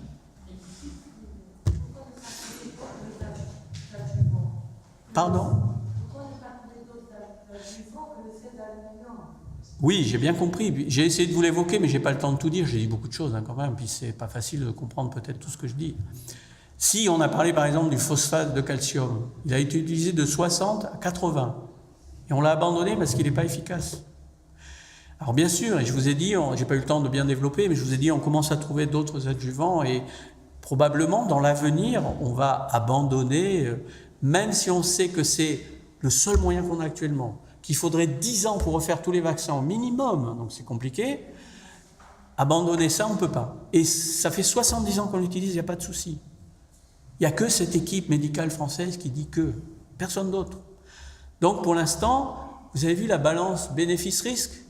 Les risques hypothétiques, on ne démontre rien, ils sont surestimés, mais en fait la réalité c'est qu'ils sont vraiment... C'est rien, ils sont bénins en général. Il y a une réaction inflammatoire un peu locale, c'est tout. Et par contre, les bénéfices de la vaccination, on est en santé publique, madame. On travaille sur les populations.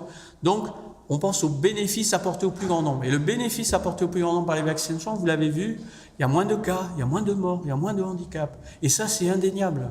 Donc, nous, on raisonne en santé publique.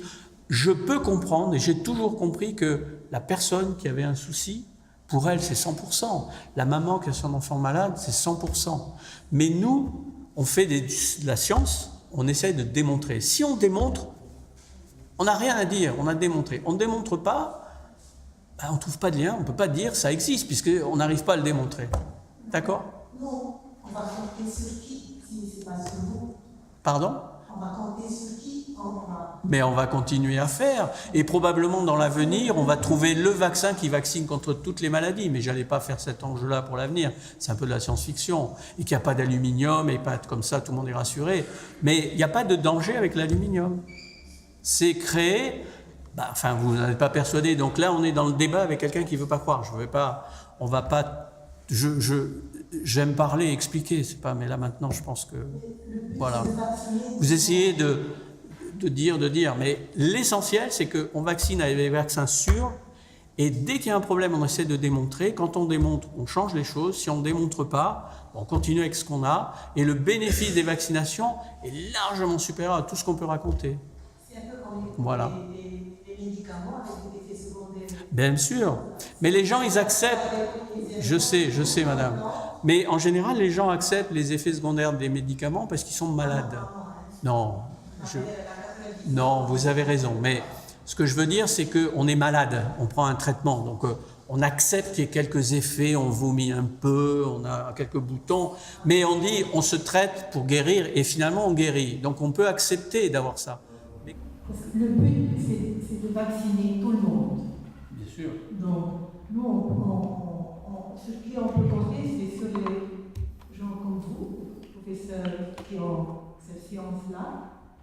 Et voilà, je voulais qu'on puisse tourner à part vous. Ben, je comprends bien, moi je ne me détourne pas. Hein. Je suis là pour vous parler et vous expliquer au maximum les choses. D'autres questions? Bonjour, je voudrais juste apporter des précisions, sachant que les plantes c'est bien.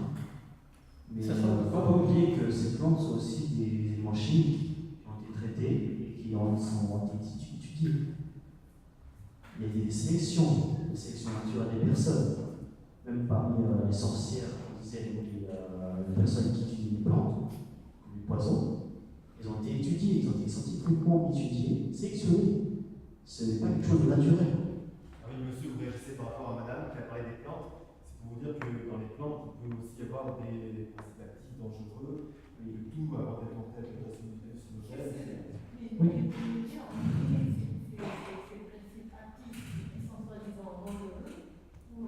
Certaines maladies qui conviennent à ce genre de plantes, comme le méthode. Oui. Donc, quand on l'utilise à petite dose, ça vaccin peut faire autre chose. C'est ce que je veux dire.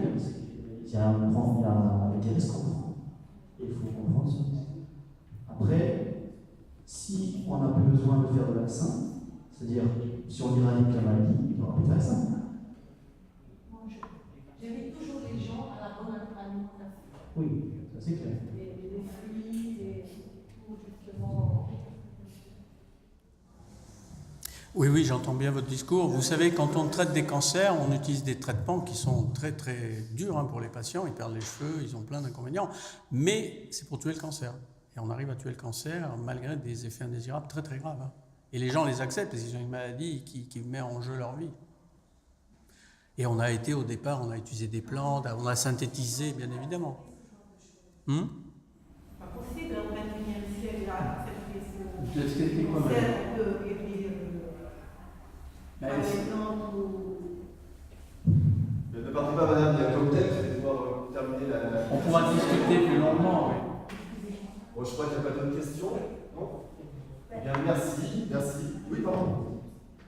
Vous parliez qu'en Polynésie, on accepte le vaccin, mais au final, je ne suis pas sûre qu'on ait vraiment le choix, puisque dès la naissance, on impose la vaccination.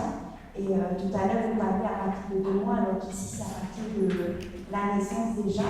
Et, Oui, tout à fait. Et ce n'est pas un choix, c'est presque imposé, et si on refuse, c'est sujet à la pénalisation. Donc, c'est quand même un peu gros, quoi.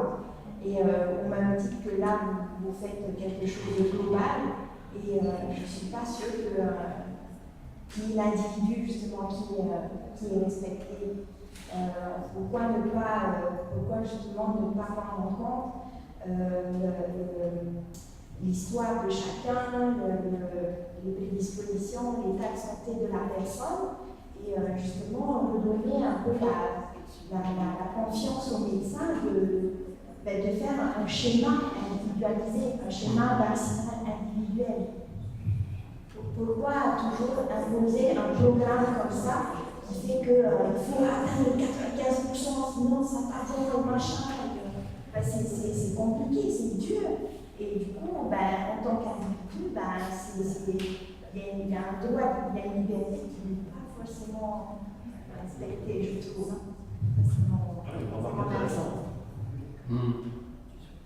« 95%, j'espère que justement, par exemple, excusez-moi, est-ce que justement l'OMS prévoit justement d'apporter aussi cet accompagnement individuel, de respecter l'individu qui fait un groupe, certes, mais de respecter les individus.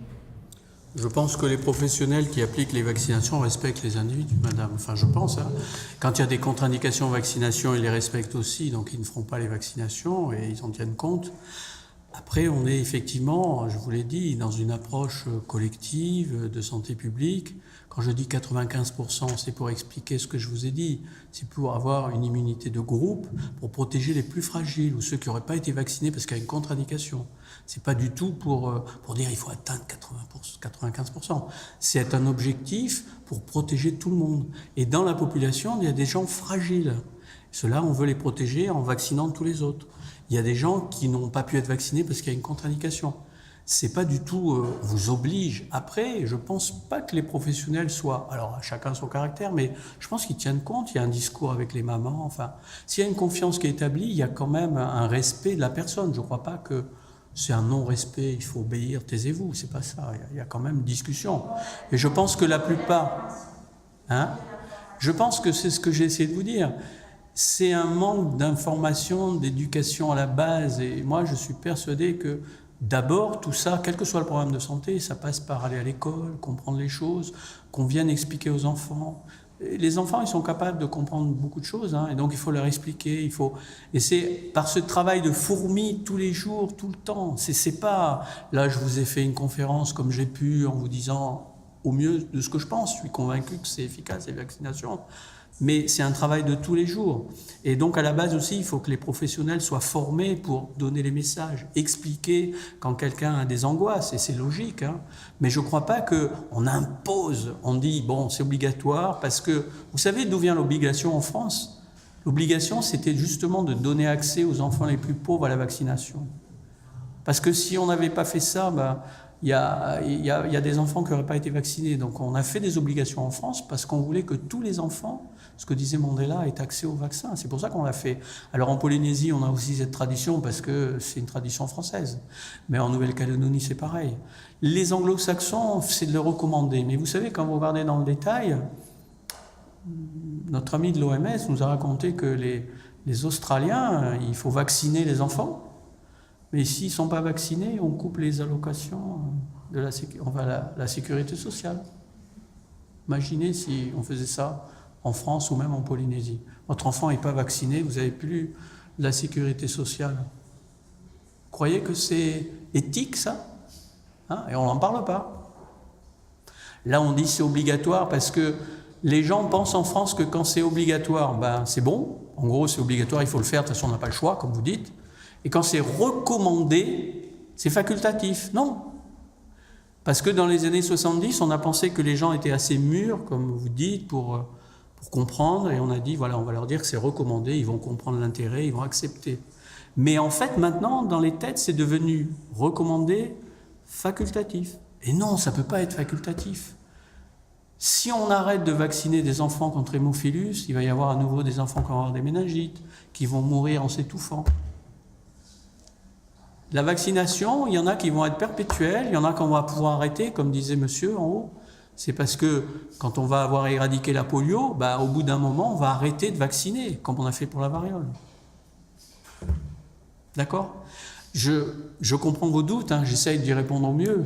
J'ai essayé de répondre à madame. Je voulais simplement que ça ne soit pas un dialogue entre nous deux. On est dans une salle, donc je voulais quand même que d'autres personnes aient la parole. Je comprends ces doutes de dame qui pensent à ses petits-enfants.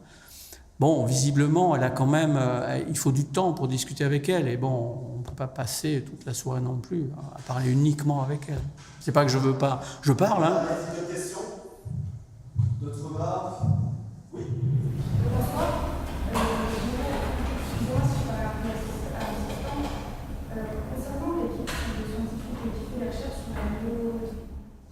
La myofasciite à macrophage, c'est ça ?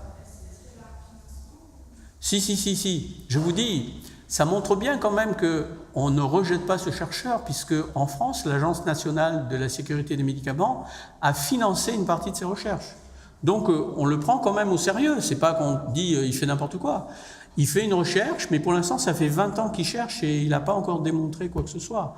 Donc tant que nous, c'est pas démontré, je dis nous, le monde scientifique, on dit il n'y a rien de démontré, mais on l'aide, on écoute ce qu'il fait, il publie, il expose dans des congrès, on ne le laisse pas à l'écart en disant c'est un chercheur farfelu qui est dans son coin, pas du tout. Il est écouté. C'est un médecin quand même important qui travaille à Créteil à l'hôpital Mondor. C'est pas quelqu'un qui est au fond comme certains qui travaillent dans des officines et qui font n'importe quoi. Non, c'est quelqu'un de sérieux. Mais pour l'instant, il n'arrive pas à démontrer le lien entre tous ces symptômes présentés, qui varient dans le temps, etc., qui sont un peu non spécifiques, comme on dit. Il n'arrive pas vraiment à dégager une maladie ou quelque chose. Et puis, la présence de ces quelques granules d'aluminium qui sont une trace de l'injection. Donc, pour l'instant, il n'arrive pas à démontrer. Donc, voilà. Je ne peux pas vous dire autre chose, parce que si vraiment il y avait une preuve, je vous l'aurais montré. Moi, je suis honnête, je ne vais pas vous travestir la vérité sur les vaccins.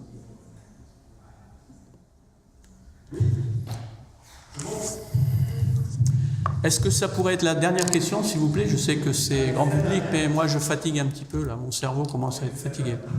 Oui, en fait, je voulais juste répondre Monsieur? à la dame par rapport au vaccin de l'hépatite B contre la naissance. Je suis sage-femme et du coup, en fait, on a adapté ce programme à ses spécificités locales parce que justement, le professeur disait que l'hépatite B, on était une zone de fois endémique. Et du coup, c'était un programme qui a été mis en place justement spécifiquement par rapport à la communauté française. Et du coup, les vaccins commencent à la naissance. C'est c'est obligatoire, mais on propose toujours. Par exemple, il y en a qui refusent, qui le font à 1 mois, qui le font en 2 mois. Et c'est ceux qui auront les rappels qui sont faits. Mais c'est pour ça qu'à la naissance, on le fait ici. Alors en France, ils le font à partir de 2 mois.